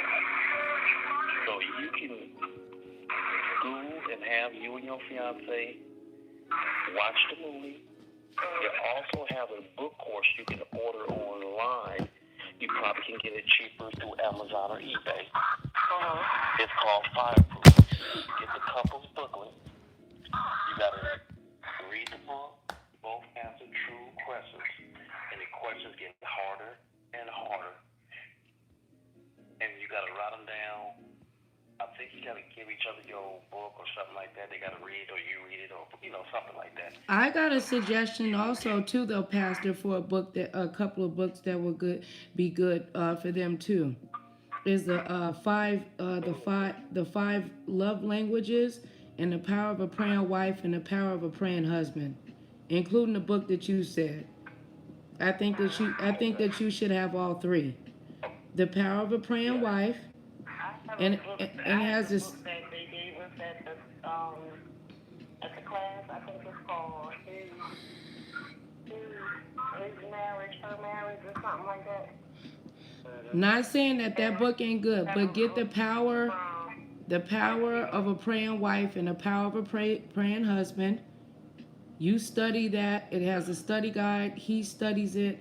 That's for just you as just being a woman and as a wife. And then you get the 5 love languages, and y'all can actually take that test later on today. And then hit me back and let me know what y'all results are, and we can go over them. It's called the 5 love languages. Yes, I haven't read those books in a long time. Yeah, he know what I'm talking about. Those are OG books. That's Stormy R. Martin is the female one. I'm telling you, these are top New York bestsellers. They're great books. Good for marriages. And they all have study guides. Right, Pastor? Oh, let me do the running man. Hey.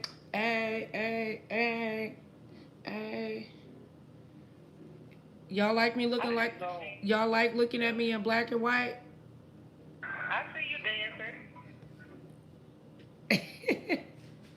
dancing. I let somebody borrow the power of a praying woman. Girl, I ain't never got that shit back. I don't let people hold my books no more. I just let them have it. 3 of my books, because they was like a series of 3 books. And she said that she had them in her car. I'm messing with the filters, y'all, so don't think I'm crazy. And all kinds of stuff. Never got my books back, and she said she was gonna pay me for them, and I never got them back either. So I said, never mind. Let me put it like this. You know the last time I let somebody hold my book? When I was in high school, I gave it to my... You didn't read that book anyway, Pastor. Stop lying. No. I said when when somebody was holding my book, is when I was in high school. You know how the man would hold the girl books? No. The girl was holding my books. I wasn't going for it. What you laughing at, Kim? You laughing at me? That's so funny.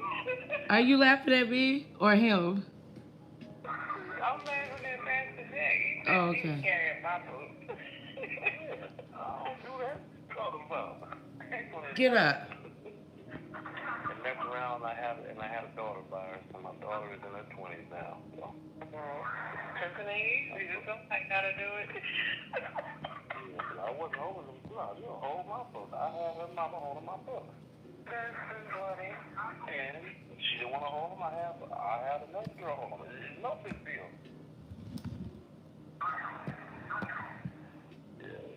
See, you can't see me. Nicole. Huh? Nicole. Yeah. You know why I'm still here laughing in my head right now? What? I know I'm gonna make it. I think somebody made the comment. Somebody jumped on top of the people and started shouting in the 5th row. Oh, in the 5th row?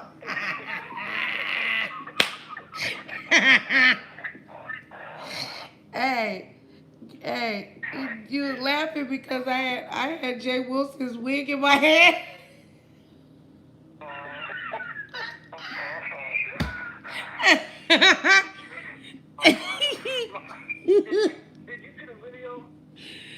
No, cause I be getting nervous and I be locking some of my videos. But if you look at the tree live in my tooth, she dragging our live early. You just gotta go look. She made Christine. I'm sorry. She made Kim mad, and Kim blocked the Muppet. I so did. He coming from you a hog. That's that is the wrench. That's the wrench baby mama. Oh, okay. We're gonna be having we're having court next week. So I cussed him out and told him to put an address on it. And the clothes said, "Who's playing that turkey?" They started shouting. We was singing and all kinds of stuff. Kim, you gotta watch the video. If you want a good laugh tomorrow, find that video. What was the name? What did I name it? I don't even know what the name of it is. I just wind up saying something. I don't know, sis. I see 0 people. It says 0 people in the room, but it's obvious that it's. On mine it says 0. I think Tanisha's still here. Yeah, she is. She just said something. And Pastor Dad. I don't know who else is in here. It doesn't matter. We don't need to worry about that. It is for people here. It's for people. Tanisha said she get nervous and hot on her videos, and they be the best videos ever. Yeah, I do. Yeah, my best stuff is actually hitting. Why, Tanisha? Because I don't know. Because I don't know. I be getting. How many people's in here? I think that's what she just posted. Tanisha, how you doing? Call in. Tanisha was Tanisha in there earlier? I think that was. You trying to wake them babies up? We had like 14. We have like 14 people in there earlier. But I'm telling y'all, we gotta figure out though. We gotta figure out what Tracy living her tooth said about us, man.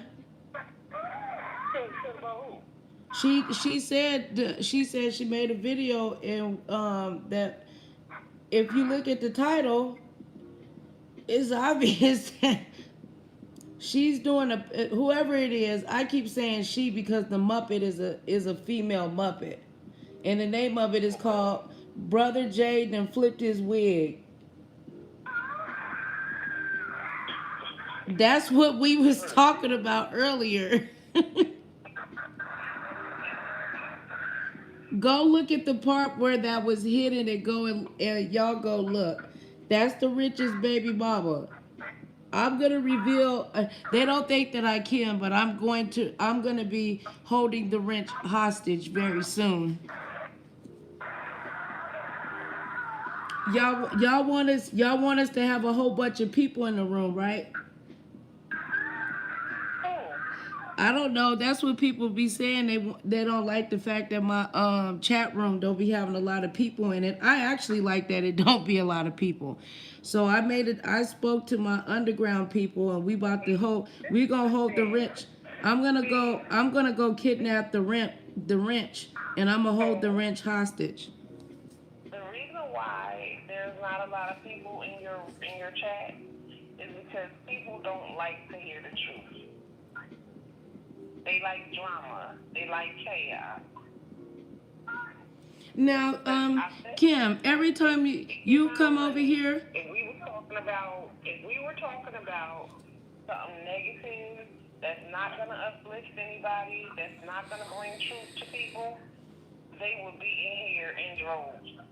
But because we're talking real life, real raw, real uncut, people don't want to hear that. They don't want to hear the truth. So if I were you, whatever videos that you have hidden, put them up. Because you don't know who they may help. It don't have to be a lot of people. I don't know. I'm one of the But I believe, like, I'm one of them people that believe if I can help one person, if one person listens to this live that we've been on for 4 hours, 5 hours, if I help one person, that I'm good. Well, let me tell you something, At least sister. I know somebody was listening. Well, you know what? I was. I was stating. No, I'm not saying. No, I mean like no, that. but I don't. I'm You help saying me. other than us. I know, but you help me. Get help, and it helps them smile, get out of a depression, or whatever the case may be. I'm good with that. Now, Kim, let me ask you a question. Every time you come by here, do me and you have a good time together? Of course. And we always be laughing. We probably end up laughing, crying, and farting too. Cause when Kim first came by, she was laughing so hard. She was like, "Girl, I'm choking. I'm gonna get in trouble. My man go." She was. It's funny when somebody try to laugh and they sleeping next to somebody. She was like, Gotta hear what we was talking about first. We were talking about. I don't know if you've ever heard of T.S. Madison. Miss Parker. And okay, T.S. Madison allowed somebody to bring her and her show to, was it Baltimore? Yes, it was. No, it wasn't in Baltimore. It was in Virginia. It was Virginia, North Carolina, one of them. No, it was Virginia. The young lady who brought her and her show. That I do know because my people from there, and they was embarrassed. They tried to say that she was very unprofessional or whatever the case might be. She slandered this person. She slandered T.S. Madison, and she tried to say that they were late because they were looking for drugs. She paid them to do a show, but on the video of the show, she said it was great. Everybody had a good time, blah, blah, blah. There wasn't no problem, blah, blah, blah, blah, blah. But there was a few people who came, and they were supposed to have VIP status. And guess who that was, though, Pastor? The people who had guess who VIP that was? Status ended up leaving because they said they didn't get the service that they want. They didn't get the VIP. It's the cult leader. Supposed to include food and drink. It wasn't including no damn. It wasn't including no damn fucking food. Hi. In the house. Tanisha in the room. That's you? That's Tanisha. So, she got on, okay, the ones who left and didn't get the VIP treatment that they paid for. The cult leader. Wanted their money back. The cult leader. She tried to say that, now she was the promoter, and she was the one who sold tickets. But she felt as though T.S. Madison was supposed to pay the girl back for the money because she didn't get VIP. But that's not what T.S. Madison came for. T.S. Madison was the paid help. Or, not the paid help. Not the help. She was the hired act. The act. She was the act for the night. Right, the entertainment. She got paid for being the entertainment. She did not. That's all she was supposed to do was entertain only. Right. That's all she did. Show up and do her job. So wasn't supposed to be fixing no tables, passing out no chicken, making sure ain't no bones on no seat. Exactly. Or none of the other things. She was supposed to just come there and give her laughs and do her thing that she does.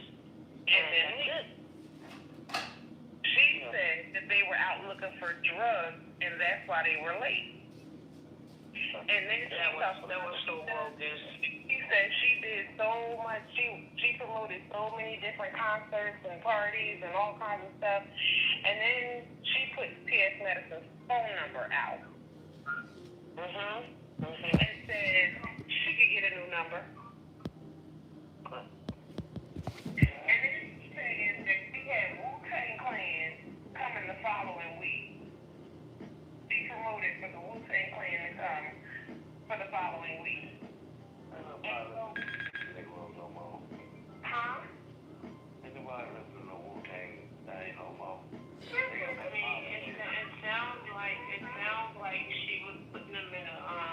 But the dude from the Wu-Tang Clan cut off his wangadangy.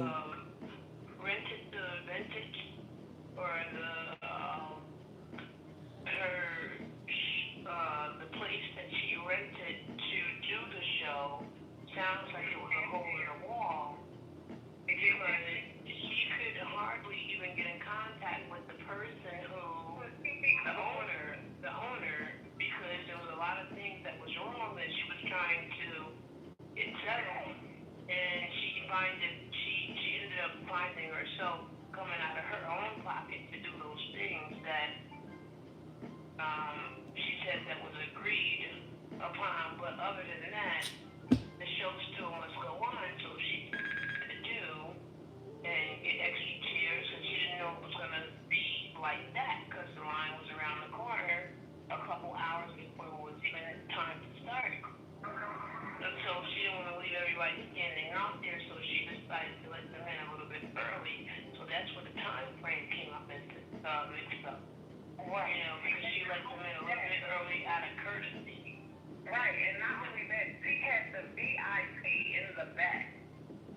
Who put VIP in the back? I just think that it was more than she could handle. She didn't think it should be. It has to be. You have to have front row. I mean, you're paying more money. You're paying for a better view. You're paying to be closer to the entertainers. And, you know, you want to get pictures with them and things of that nature. But,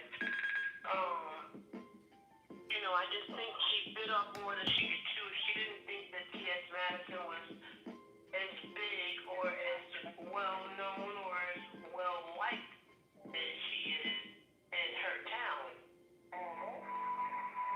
So when it was, she don't want to take the bad rap for, you know, not being able to pull off a big show or whatever. So somebody has to take the blame, but you can't bring a person with that many supporters down because she doesn't even have to open up her mouth because there's so many people that's fighting for her because they know her story. Exactly. And she's always been transparent about her story and her struggles and the things that she has gone through. And, you know, I never really got into that deep into people's personal life and what they do in their personal life and what took them there, but I listened to T.S. Madison because she had a very interesting story. And to see how she's living now, I think that you have, and another thing, she believes in God. Yeah, she talks about God a lot, and that means that is the only thing that's going to get you to where you need to be nowadays, despite of how you do things, despite of who you're surrounded by. If you don't have God in your life, you're still going to fail at a lot of things. No matter how many, you're going to find a lot of people that around you just using you, and I believe she's been saved from a lot of fire due to just having God praying and having that time. And I'm not saying that her flesh is all clean and putting her on no high pedestal or nothing like that, but from where she was to where she is now, and also to buy a beautiful home and to have your mom there. And do you know when she's on her live? When she's on her live and her mom says, I need this and that, she goes, y'all, I gotta go, hold on a second. And she hauled ass and like cared her mom like no other. And I think that's so special because you don't see that. I used to do that for my mama when my mom was alive. Be like more than what they are. They want to look like they're the boss. So they run shit. You know, I work for this. T.S. has the utmost respect for her mom, and I haven't a long time because people let money go to their head and they get a little cocky. And I noticed that she hasn't, and she's still a giver. It's humble.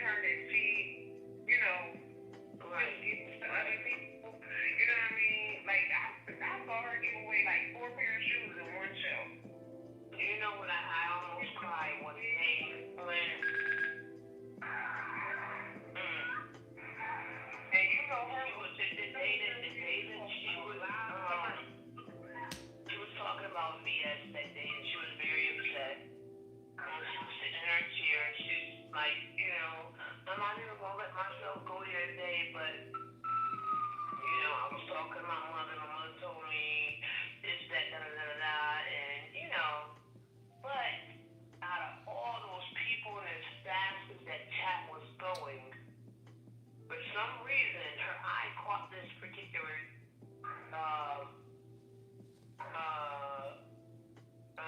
subscriber, and he mentioned that he understands because he's homeless now and have no place to go, but he knows that life is gone and you can run into some of the worst people in life. And he was kind of telling his story, but not for sympathy, but just kind of agreeing with how people would try to bring you down, and that's how he ended up in a position that he was. He had his own house, this, that, and the other, and because of an accident that he had, and he messed up a couple of medical issues due to I think he said he got into an accident and then he broke something, and because he couldn't work, and slowly but surely he lost everything. And he said, when I said I lived luxury, he said you couldn't live this luxury that I got, but now I'm all the way down to the bottom. So now I know what it is to live a luxurious life versus a life of homelessness. But I get it, and everybody has to have their own walk of life. And do you know, she said, she said, wait a minute. She called out his name and she was like, listen, I just caught that. She scrolled back down and she read his comment again, and she was reading little stuff that he was saying. She said, if your story is true, and if you're not lying to me, because people do say little things, for whatever reason, I'm not saying you are, but if your story is just what you put up, she said, please inbox me. I need you to inbox me right now.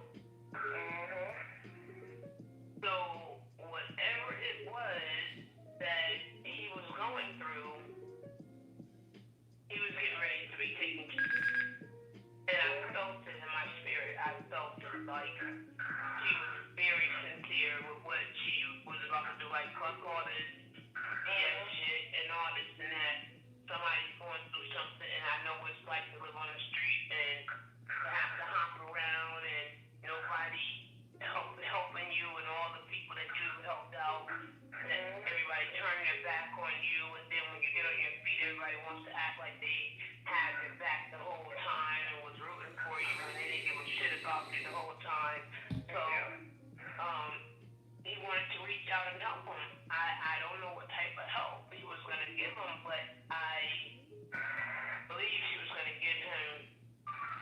I don't know. I don't want to say. I don't want to say because I don't know, but I believe she was going to do something very special for the guy. And she probably did. He said, I don't see your email. I don't see it. And he said, I put it in there on the email that you gave me. And she said, hold on, I just got this phone. So, wait a minute, I'm trying to figure out how this damn thing works. Wait a minute. And he was trying, she said, well, She was gonna pay for him to Wi-Fi. And he said, I just go to the places that give free Wi-Fi. I think the guy was actually homeless, Tanisha. I think it was a transgender male. He was actually homeless, and she said she was going to verify to see if he was faking and set him up with somewhere to live. Right. I didn't know he was transgender. I mean, I think so, because he said, are you a part of the something or whatever, the community or whatever. She'll help anybody. Yeah. I saw him on many platforms. I even saw him over there with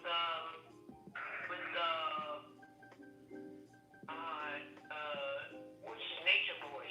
And I'm like, what the hell is he doing over here? Now I know I be hopping my ass around, but I be worried about those babies over there, and he is brainwashing young girls and things like that. But I'm like, what the hell is he doing over here? But when I heard his story, trying to find a place in life that is not such a struggle where he can live. So I guess he's trying to listen in and see if that's a spot for him to fit in.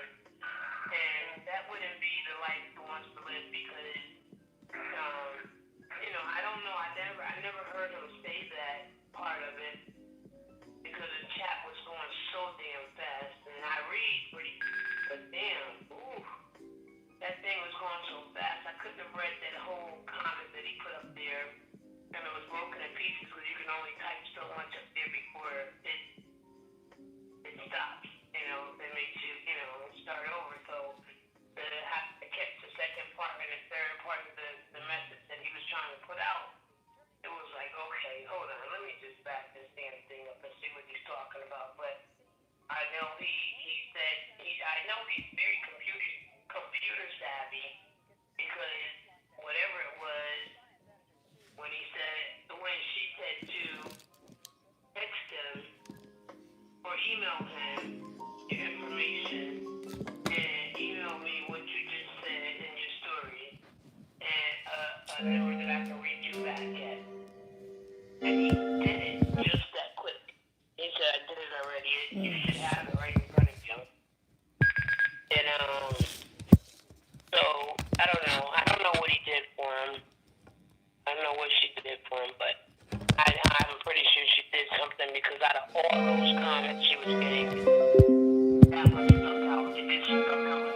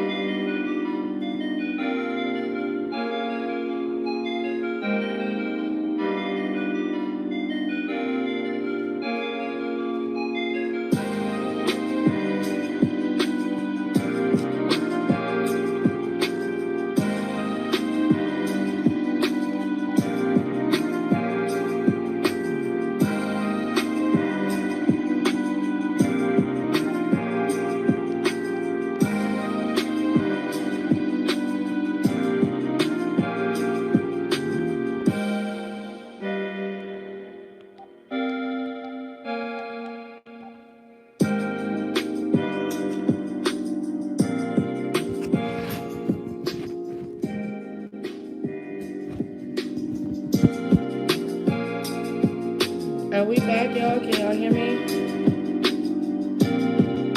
My phone went dead. I had to swap phones. Can you guys, somebody say something in the chat? It says that it's disconnected. Chat, it says that it's disconnected. Just say hi or something. Yo, just type in it.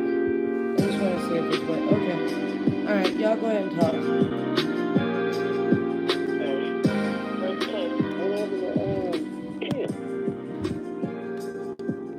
She still should be there.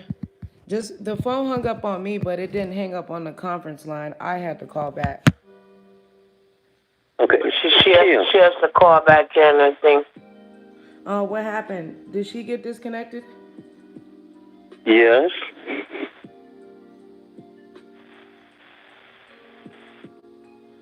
Oh Lord, is the chat number in there?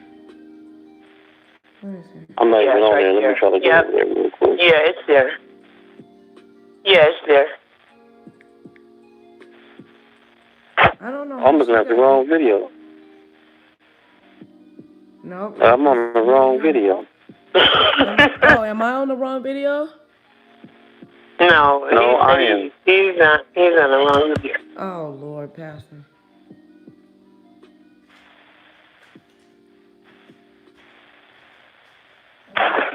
But you're right about that, Pastor Jack. There has been. Okay, I can hear you now. You're right about that because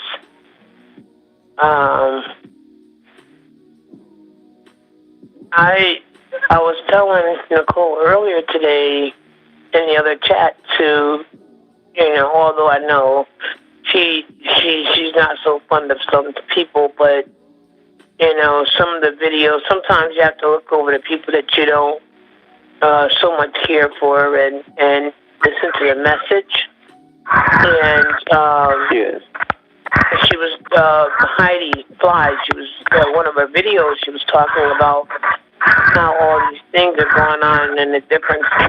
Like the children are killing each other, and this YouTube mess is getting so crazy. Yeah. Huh? Y'all kicked me out? Oh no, we were looking for you. We were waiting for you. Oh. Yeah. Hey, Raheem. Kim? Yeah, that's Kim. Okay. Yeah, you gotta charge up your Metro phone, Kim. What? But I ain't on my Metro. I'm on my other phone, but my Metro is on the video. Okay. Hey, but you know what? I'm gonna just say this, and I'm gonna give the floor back to Tanisha. No, Metro is good right now. I just bought me a phone from them. They about to. Matter of fact, I think AT&T, if they haven't already did it, T-Mobile, Sprint, all the big giants about to switch to 5G, and that's. I think. I don't know if they already did it. One item. Huh? Metro and T-Mobile are already one item. Yes, they're going to switch from 4G to 5G. They said that ain't no good. Well, they said it's about 4 when we had 2 and 3. To be honest with you, right now, this junk no, I'm good. They keep charging for stuff they can pull out the cloud and just flip a switch. I come to realize when they want more money, they're going to shut everybody. They know how to get it. They like to deal with the TVs. Like my Metro big straight. Yeah, matter of fact, I just bought a brand new phone 2 days ago. I bought me the Motorola phone. That's what I got. The G7? The Motorola. It's sky blue. Yeah. That's the one I got. Only thing I didn't like about Metro, and the reason I never got a Metro, although they were having some of the best prices and they were offering the same as everybody else, except the prices was better. The only thing is they couldn't stay in business longer than 2-3 months, and then they were moving, and it's like every time they would open up an office, they would close it like a couple of months later, and I'm like, what is going on? So people buy these phones, and then they're stuck with them after they purchase them, and they can't do nothing with them after they shut down. So that's the only thing I didn't like about Metro. So hopefully they've gotten it together and got with some people that. T-Mobile got them. Yeah, because some people get some Metro. And I can tell you, if T-Mobile make one more move, they're going to outdo a whole. Matter of fact, they were trying to buy Cricket, but I don't think AT&T going to let Cricket go, because if they buy Cricket, it's a wrap. It's a wrap. T-Mobile was trying to buy up everything. I had to leave them because when I realized how much I was paying, and T-Mobile turned my phone off for $1. Yeah, T-Mobile was very strict. I mean, when your payment was due, they would shut you right on off. But if you were on a contract, that's what I liked about them, because if you were on a contract, they would let your phone stay on, but you'd have interest and all the other stuff, and by the time you had that in, it's like, damn, that's another bill. Yep. So, have you noticed, but they made their money. All these cell phone places is really high, though. But they have really good service. That's the only thing. They have really good service. That's about. Yeah, and you get free Amazon Prime with them. They've changed so much since I blasted them with them. I didn't like the part where they pull your credit. I didn't like that, because I was big on credit scores and people pulling on your credit and dragging your scores and stuff down. So it's like every time they want to offer you something, they go pulling your credit without asking you, and it's like, wait a minute. When I go to check with the credit bureaus to see what my scores are to request, see where I am and make sure there's nothing fraudulent up there, and I would see how many people would do inquiries on you. When people are doing inquiries on you, they also pull down your credit, and a lot of people don't know that. So you have to be careful with the things that you're, like, even if they're offering you something free, best believe they punched in your social security number to see what your credit was like before they accepted you. And as long as it's not like you're owing every company, or you have other phone companies that you owe, they'll kind of let you in. But they may ask you for a deposit down if it's that bad, or tell you have to stay with them for 2 years, and 2 years is a long time to you don't want to know what's going to happen a year from now or 6 months from now. So I can't commit myself to somebody like that. I mean, years ago, yeah, but now that my kids are grown, they talking cars and insurance and car payments and things of that nature, but so shit ain't cheap no more like when they were little.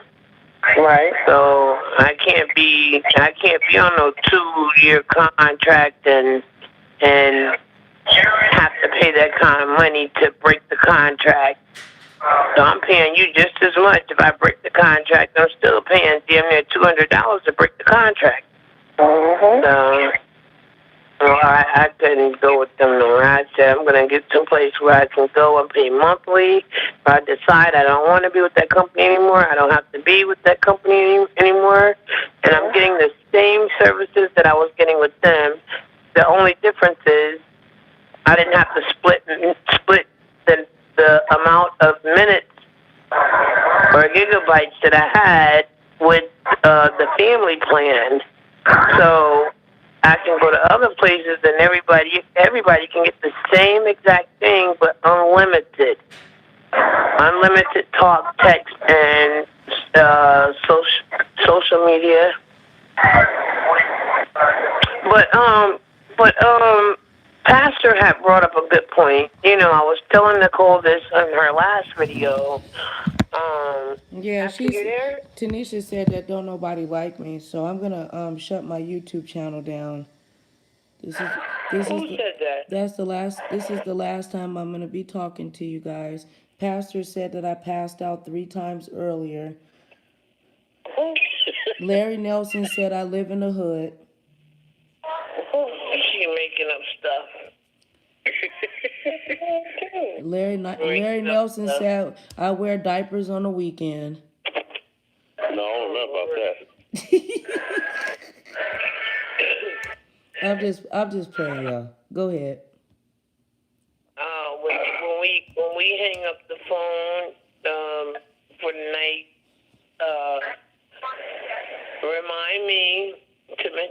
you something about the knocking later, Nicole? It probably was the light bill company. This time at that time in the morning? I'm just kidding. No, that was a spirit. You know, I think I know who it was knocking at your door. It wasn't at the door. It was like, I don't know. But I don't know if y'all heard it, but it might have been the evangelist trying to get. You know what? Shut up. We being serious. Now we trying to be serious, Pastor. I need to talk to her. I told you I like to pray with her to try to restore her. But no one heard from her. But I think she got a troll page, though. I ain't stupid. But once you get addicted to something, it's hard to let it go like that. Yeah. I'm just being honest. When I just smoked cigarettes, I was just trying to. Yeah, when I got rid of them, I still kept poofing. And I went outside one day, came back in. I had some of that preferred stock. My mama said, I don't care how much of that smell good you put on your stank. Yep. Stop smoking. I ain't done it. Quit lying. And then when you stop smoking cigarettes, you can smell when somebody. Yeah, I know, because I quit smoking and that shit stank. Even though I used to smoke all the time. I mean, I can deal with it, but I wouldn't want to date. I wouldn't want to date somebody that smoked. Well, I smoke. I'm not dating you, so that's Newports. Yes. Shorts or 100. I'm sure she probably smokes 100s. Oh, it's time to do the happy dance. Let's do it. You ready? 1, 2, 3. Happy dance, everybody. But if you don't know what the happy dance is, and you have never seen a happy dance did, I used to, when I first started smoking, I smoked Newports. In the kitchen with Dave. And he'd do it all the time. In the kitchen with Dave, and watch him say, well, this lasagna's good. Happy dance. He started dancing. I used to smoke those were the first ones, and then I went to Marlboros. Oh God! Marlboro menthols, and then Marlboro menthol lights, then Marlboro menthol ultra lights, then Marlboro menthol ultra lights. I switched mine to Virginia Slims one time because I thought I was losing weight. I did. I know. No, they do. I got fat after I quit smoking. That's what everybody say, because it curbs the appetite. Mm-hmm. No cigarettes. But I can't. I mean, I probably can cheat and have like maybe one puff, but that's about it. You thought Virginia Slims was the diet cigarette? Yeah, I did. I did that Virginia Slim. Did you do it with the coffee too? No, nothing happened. This was a week anyway. I had to smoke 3 of them back to back. Feel something. These things are soft. And they're real skinny too. Okay. Yeah, I gotta go. I gotta get online. I gotta look for some speakers real quick tonight. Yeah, I gotta put my Amazon birthday list together. Right. Don't be looking for no aliases. Who, me? Don't be what are you doing? I gotta watch you. Let me find out your last name. Why did Raheem name. say that? Who was that? He's trying to find a name too. Me? You know what Raheem talking about? Who is he talking to? You. He said your last name. I know it. I can read it, but why?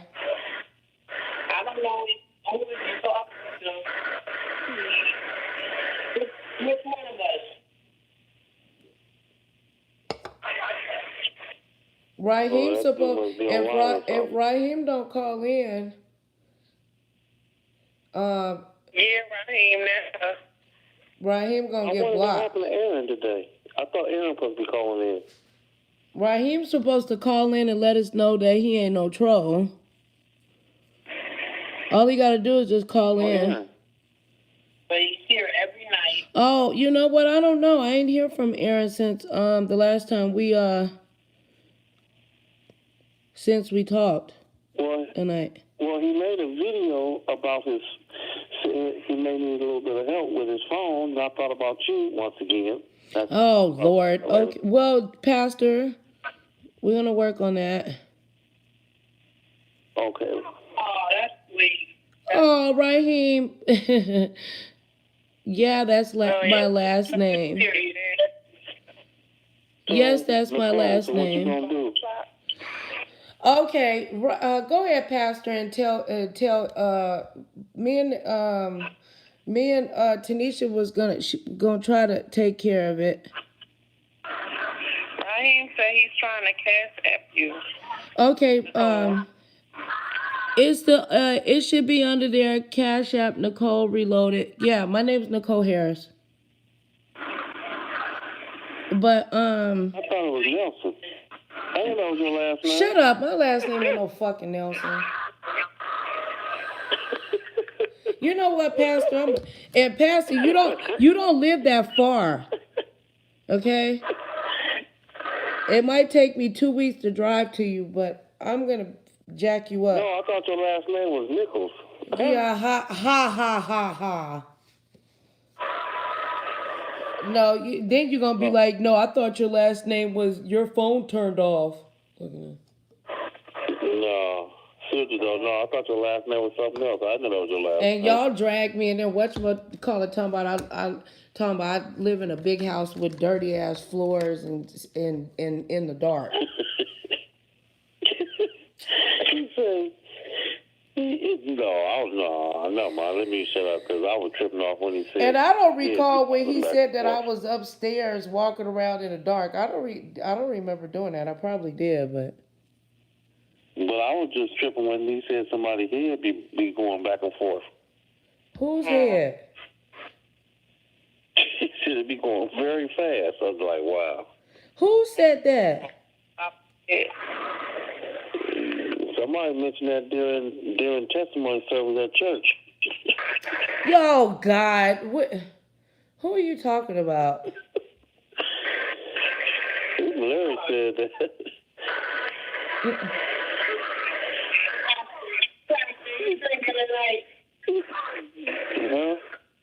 Oh, I should have gave Raheem my code so he could have got $5.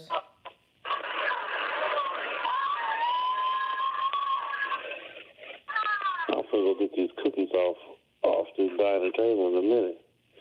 Them cookies look good. Before Uh-oh. Yeah. Before you came back on the phone, you had made a good point when you stated that there's a lot of drama. Oh yeah, drama in the YouTube. It won't let me copy the code. And what I had said in the last video, I was, although I know some content creators have issues with others and just kind of stay away, but certain ones have good, great stories, and you could learn a lot from them. Although they make it messy at times, so people kind of get turned off from that and don't want to see them. But if you, I just kind of read the title and see if it's something I'm interested in. And Heidi Fly, her title was about the kids on Instagram, and they were killing up each other and shooting each other and fighting and recording everything. And I said that I put in her comment section that, this is what I keep putting in this sector, in the comments of this sector, because You know, there's people that are doing outrageous things, and these are adults. On Instagram, there's a lot of kids that do things for attention or because they want to be known or, you know, they're embarrassed, so they have to prove a point to somebody. But we are grown as people. Most people are at least in their 30s. I would say at least, you know, in that age range. They're old enough to know better. And if they're not in their 30s, they at least have children.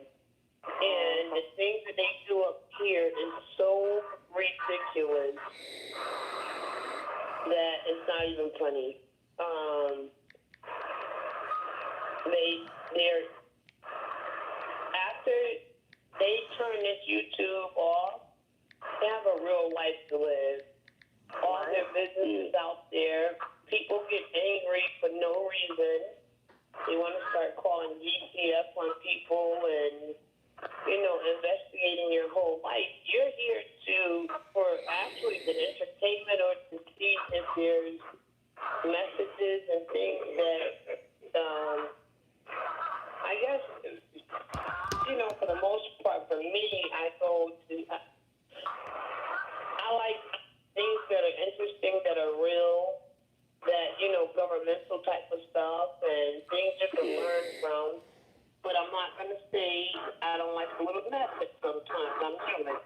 You know, so I want to, you know, sometimes I like a little mess, but, you know, I like it when adults can come as one and calm that shit down when it needs to be. But to put people's addresses and their children's stuff, when you start with the kids, you done went down a whole other lane there. Yeah. When you start messing with people's kids and putting their kids' names and stuff in there. And what I said what I said in the message is that these adults over here, it's going to be the same situation because somebody is going to say the wrong thing to the wrong person after they've gone through so much they don't feel like they have anything to live for anymore. And shit's gonna start popping off over here. And the thing about it is there's so many instigators and so many people. Once one person hates you, it's like everybody it starts like a chain reaction. And you don't know where it's coming from. You don't know who's coming after you or who that person may be. So that's what I was saying about. It's gonna start happening over here too. You know, and they're fucking with people's money. I'm sure everybody's not sitting up here doing 4, 5, and 6 hour videos because they just want to entertain people. I mean, of course, you want to make money off of these things too. But you're investing money into equipment and things like that, especially if YouTube is not paying you. You know, a donation here or there, but, you know, when you start knocking down people's GoFundMes and when they're really in need. And, you know, you have to be careful with that because you're fucking people's lives. And those are the things that you're not there for. You're there to put out your content and for your subscribers to, you know, help you to get to where you need to be. So YouTube could pay you a sufficient enough money where you're able to make a living out of it. And that's why people get so aggressive over it. But when you start stepping up people's toes by doing nasty things, you get nasty things back. But it's worse for you because that's what I was saying about Tasha K. Oh yeah, because she, you know, when a person is getting big bucks because they get real popular. You don't know fucking you pay and donate to them or not because they're already getting enough of this. And so they could care less or not. That's just extra influence. And you know, but when people started seeing the way that she did it, they all try to step in her same footsteps and do it the same way. Like, oh, if I start a whole bunch of beef over here, then I'll get a whole bunch of, and they did. You know, you get a whole bunch of subscribers, but when all the beefing stops, the subscribers, they may not unsubscribe to you, but they're no longer watching your channel. So if they're no longer watching your channel, you're still not getting paid. Because it's based on not the subscribers. That's what gets you to that point where you can get paid through YouTube at the 1,000 mark. But they have to watch your videos in order for you to be able to get paid. So if nobody's watching your videos, you're still not getting any money. So once you stop all that beefing and all the shit that brought people to your platform, what are you going to do then to keep them there? You're going to have to keep entertaining them. Keeping the trash going, keeping the mess going. You're going to hit the wrong button. Somebody probably really went through some real shit in life when they were younger that they still haven't overcome it yet. And then by you talking about those things or bringing certain things up or lying on people and telling them they're drug addicts and not knowing their backstory, you may hit that wrong button and find somebody at your doorstep. And it ain't going to be the police either until after the fact. Right? And the bad part about it is to watch all this shit goes on, and they know eventually what the outcome is going to be, so it gets uglier and uglier. And they sit back and watch all this stuff going on instead of saying, okay, well, we've gotten a couple of flags. Let's just try to check into this and see what it's about. They don't want to check into it because that's bringing them money. They're not trying to stop their money either. So the more you're beefing, the more money they're getting. The more people you're bringing on the platforms and stuff. But I don't think it's right because if they had rules, I thought, years ago about cyberbullying. And when you start doing things like that, where you're making consistent videos, such as what Tasha K did to, I thought that was really wrong, how she bullied that girl, Cardi B. I mean, she has a whole child, a whole life, a husband, which they may go through their issues and, you know, and yeah, I was getting ready to say that, but who don't, you know? And especially as a celebrity, you know, they probably go through more than anybody because, you know, you have all these women that's chasing them down, and even the women, the men are chasing them down. So it's but what people are not realizing is that after, you know, yes, one thing I respect about Cardi B, she came out. I mean, before she even became a rapper, she told her story. She was already had thousands and thousands of followers that was following her story. Another comment.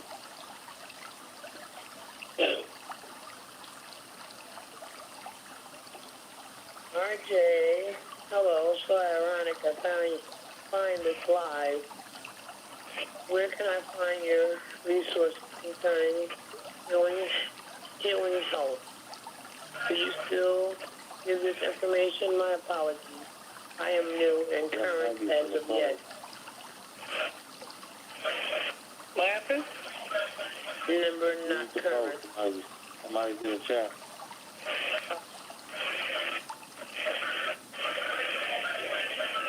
Where I can find your resources concerning healing health. Where can I find concerning healing health? To information college that. What kind of healing health are you talking about? RJ? I don't know if he still is. Do you still give this information? My apologies.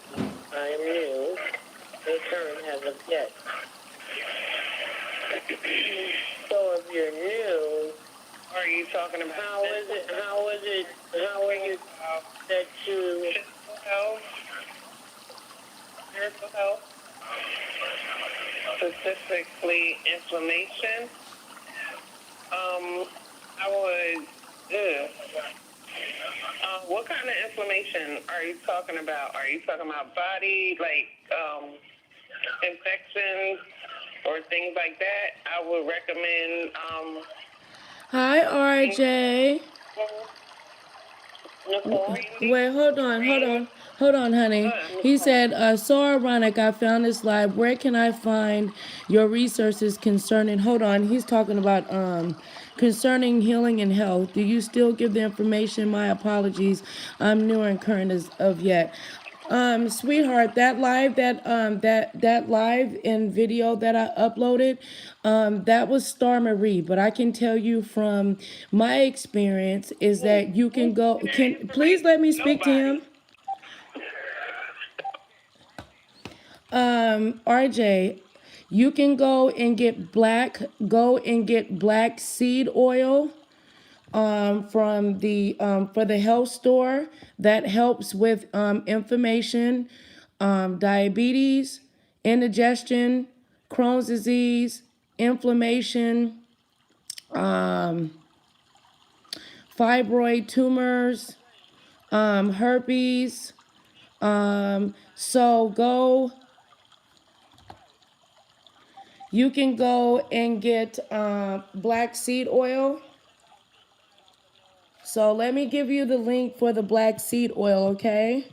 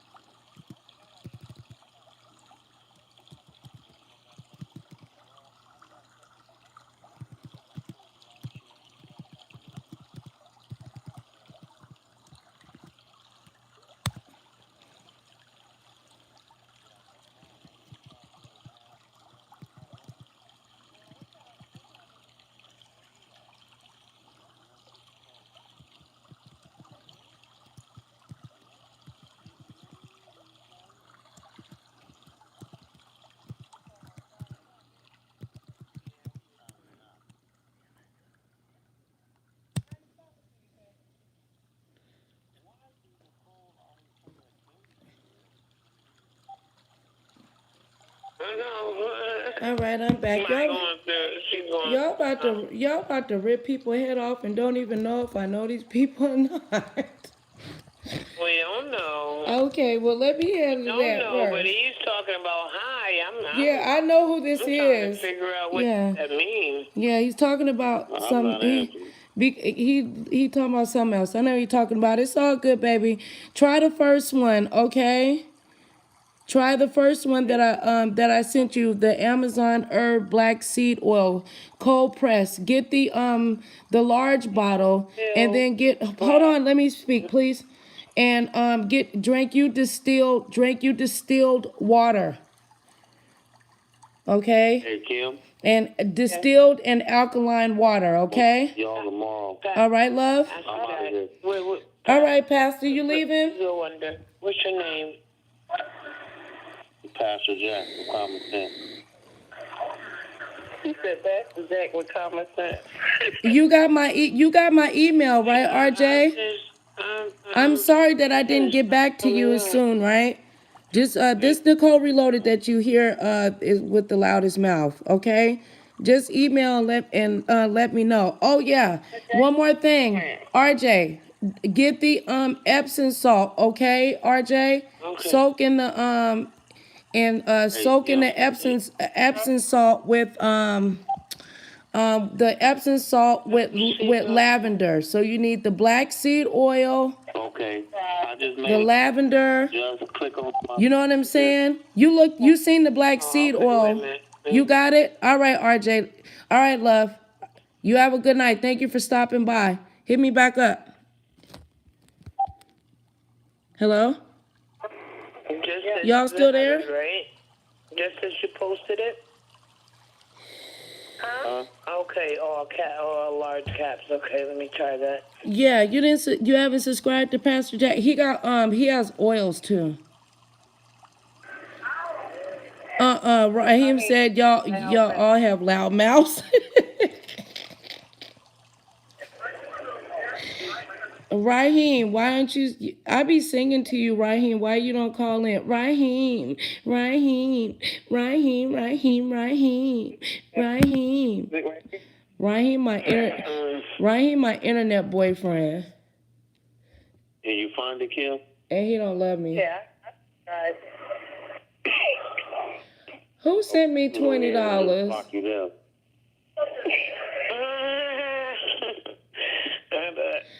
Oh, somebody sent me $20. How you check this? Who sent me $20? Tanisha. Yeah. Now all we need is your name $695 now. I'm just kidding. I'm just messing with you. I don't know how to check it. Oh, Kim, I just did it exactly. It won't let me know who. Wait a minute, I pressed the wrong thing. Have it. What'd you say, Pastor? You got 6 subscribers. I told you I don't got none. I don't got that many. It's not letting me know who. Who sent this to me? Who that was earlier said they was going to send you money. Yeah, but how come it don't have a name? I don't know. Oh, it's from Raheem. Thank you, Raheem. Okay, I gotta sing Raheem's song. Raheem, Raheem, Raheem, Raheem, Raheem, Raheem, Raheem, Raheem, Raheem, Raheem. Thank you, Raheem. Look at him, he's smiling. That's Raheem's song, y'all. I made that up like 3 days ago. Thank you, Raheem. I love you. I could get. Now, like, all you gotta do too now, Raheem, is buy me some black seed oil, and then I'll really talk to her. Okay, I love you, sis. I love you, sis. Hit me up on Instagram if you want to talk sooner, okay? Okay. All right, love you. Get you some rest. And hey, sis. You gotta spread them legs, cause I'm ready for a baby.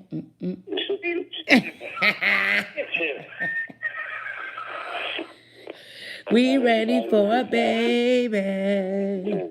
I'm signing out. Bye, Pastor. Good night, Jeff. Pastor can have a baby too. Why him and Larry trying to get me pregnant? Who is Larry? No, you and Larry talking about I'm gonna get pregnant by a ghost. I already got 75,000 kids. I don't need no more.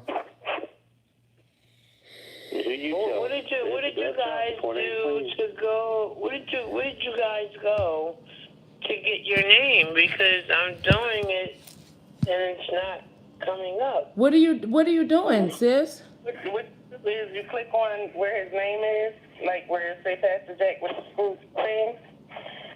You click on that and it say go to channel, and you click that, and then it'll take you to the channel, and then you'll see subscribe and the bell. Okay. She know how to subscribe, so what's she doing wrong? It shows Pastor Jack here with all low cats though.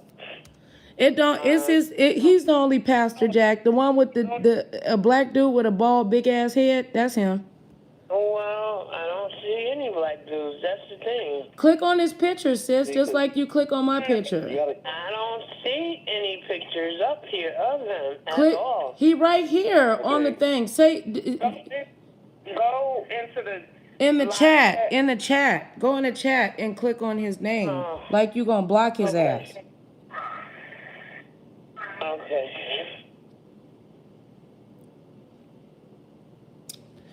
That's something that RJ finally caught alive. Okay, go to channel. Oh, cool. Huh? Okay, we'll come in the living room. Take the phones out and or your blanket. I still want to hear Raheem. I still want to hear Raheem's voice though. Check it out, baby. So we can talk nasty to each other when I get off. No, that's private. Raheem, well, I did talk nasty to him on live, but. So I just subscribed to you, and I'm gonna put my bell on. Oh Lord, don't do me like Mona and then hit me back talking about you wanna I'm just. Keeping it real with Pastor Jack. Comments. You know what? You acting like that one lady. If you don't knock it off. Wait a minute. Who sent me? She got a picture of somebody's thing. Who? Oh, yeah. Well, I don't know what y'all talking about. No, I don't know about. Somebody told me I got cobwebs on mine, so I don't know. Oh Lord. I'm done. But that's what Nicole told me. We both got cobwebs, sis. Damn. Well, one thing I know, with cobwebs, you're definitely disease-free. That's right.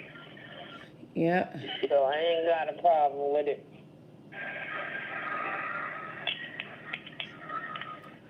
And if the right person will come along, it's going to keep cobwebs up there. Hey.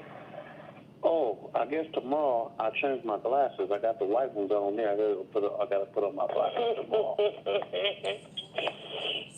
You like my glasses? I don't know what you're talking about. I don't know what you're talking about. You talking about glasses. No, I'm talking about my glasses on my YouTube page I'll be wearing.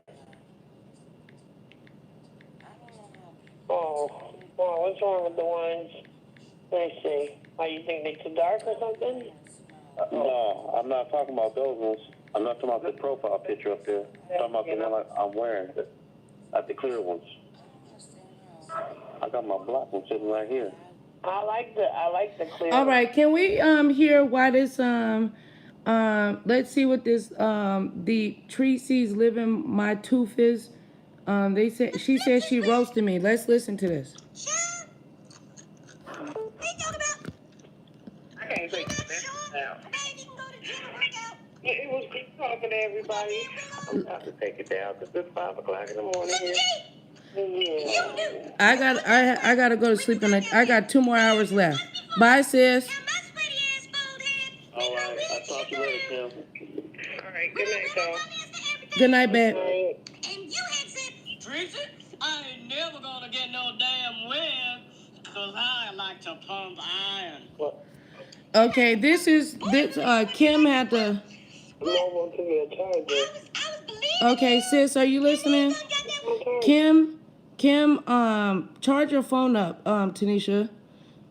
Kim had to. What? Okay, listen, this is Jay Wilson, Nicole Tyler, and Nicole Reloaded. Okay? Oh, hold it. Don't start it yet. Wait a minute. Hold on. Wait. Let me just grab this cord real quick. I'm just trying to get her. She has an Android phone, so I'm trying to find her Android cord. Here. Try this one. Let's see if this works.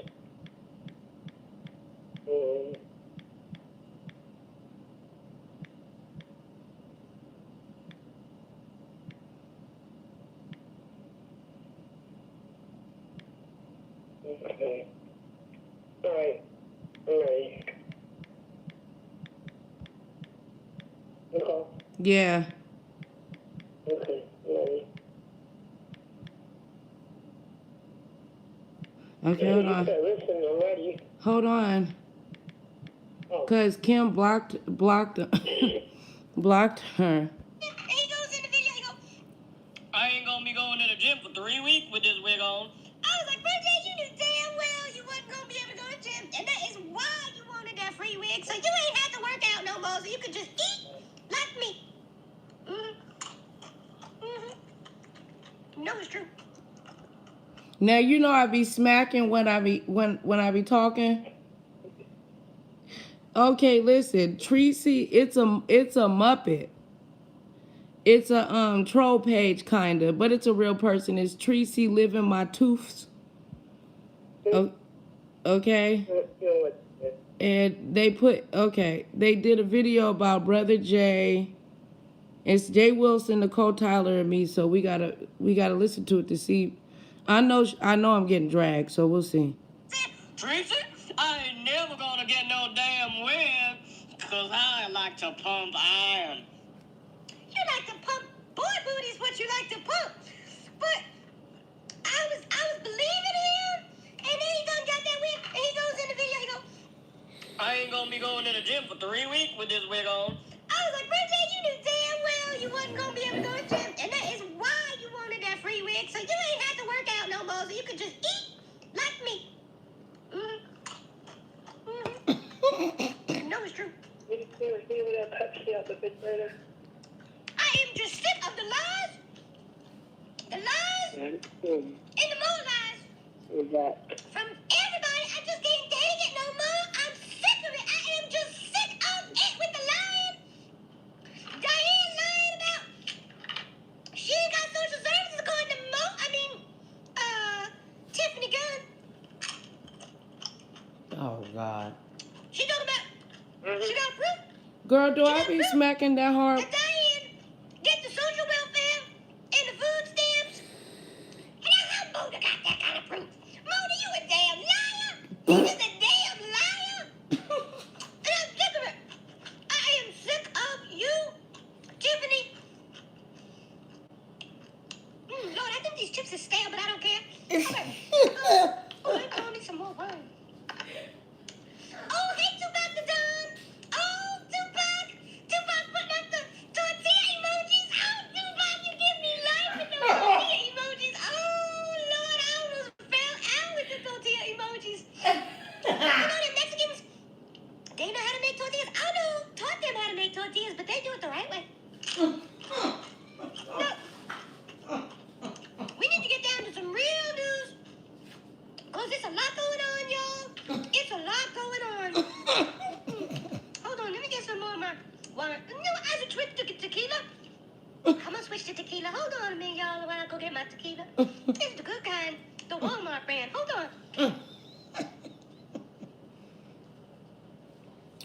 Girl, you know, girl, girl, she is roasted. Crisis over. Okay. Tequila time. It's tequila time. And cheesy pieces. And all that. She roasted Tracy B. J. Wilson and Nicole Tyler. You Mexican? Oh, I did not know. Oh God. Isn't chupacabra a kind of food? That's like a Mexican food, right? Oh. How you doing, chupacabra doll? Oh, chupacabra doll, you got vaginitis? Oh, I'm sorry. Oh, vaginitis? Oh, I'm sorry, chupacabra doll. Girl, you can't. You. Oh, Oh, that salsa went down the wrong tube. How you doing, everybody? Oh, this chat moving fast. Hold on. Slow down. How y'all doing? Oh, y'all give me life with this chat. Oh, everybody talking to each other, just ignoring me. That's fine. I don't care. That's fine. No, that just get love. No, you get your raggedy ass, bald-headed, turd-looking, ugly bug-eyed, looking like a caterpillar face out my motherfucking chat. Right? Oh, no, you ain't gonna demonetize me, Duchess Kelly, out my effing chat now. You block nation blue. Just that easy. Just that easy, Duchess Kelly. You thought I couldn't see you because it was moving fast, but oh no, I seen you. I seen you, Duchess Kelly. You got the right one. Oh no, Tracy is not the one. I am not the one, okay? Okay? You got the right one this time. Okay? No, I'm not the one. Okay? Oh, hey, Michelle's daughter. Oh, hey. Oh, how you doing, Michelle's daughter? Oh, you're not feeling well today?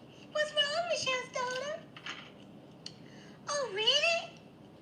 Well, at least you don't got AIDS like Chopper. Chopper, you got that casket ready yet? You better take lessons from Miss Pam and get casket ready. Tell you what. Now, today we're going to talk about several important stories. Now, I don't want to necessarily start talk about Mona Skidmore, but we may get to her later. So let's just think about that in a little while. Maybe we can circle back, go on, deal with her a little later. Oh, a little. I like a little sour cream with my whatever they call that green stuff.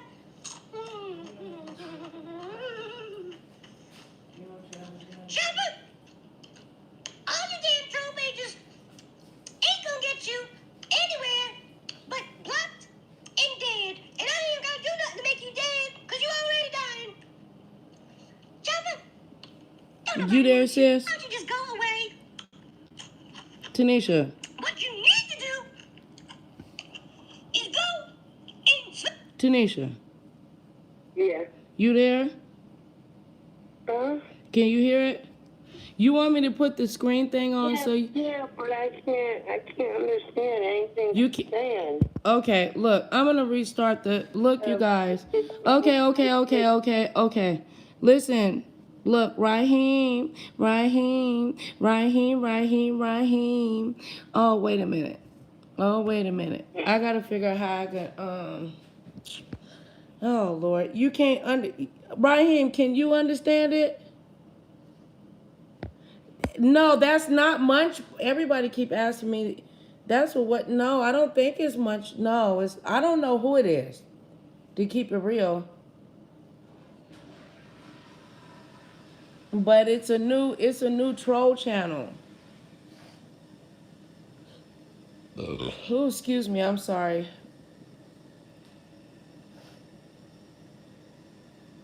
Let me see.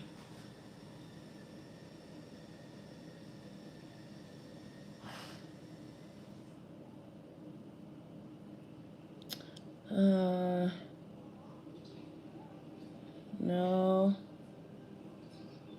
Oh, y'all, I don't know how to do this.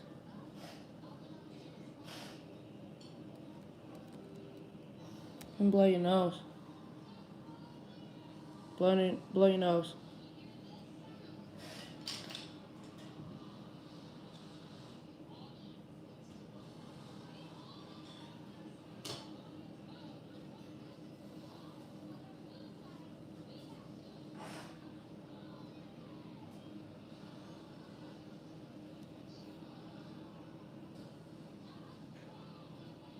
You there, Tanisha? Let me see something.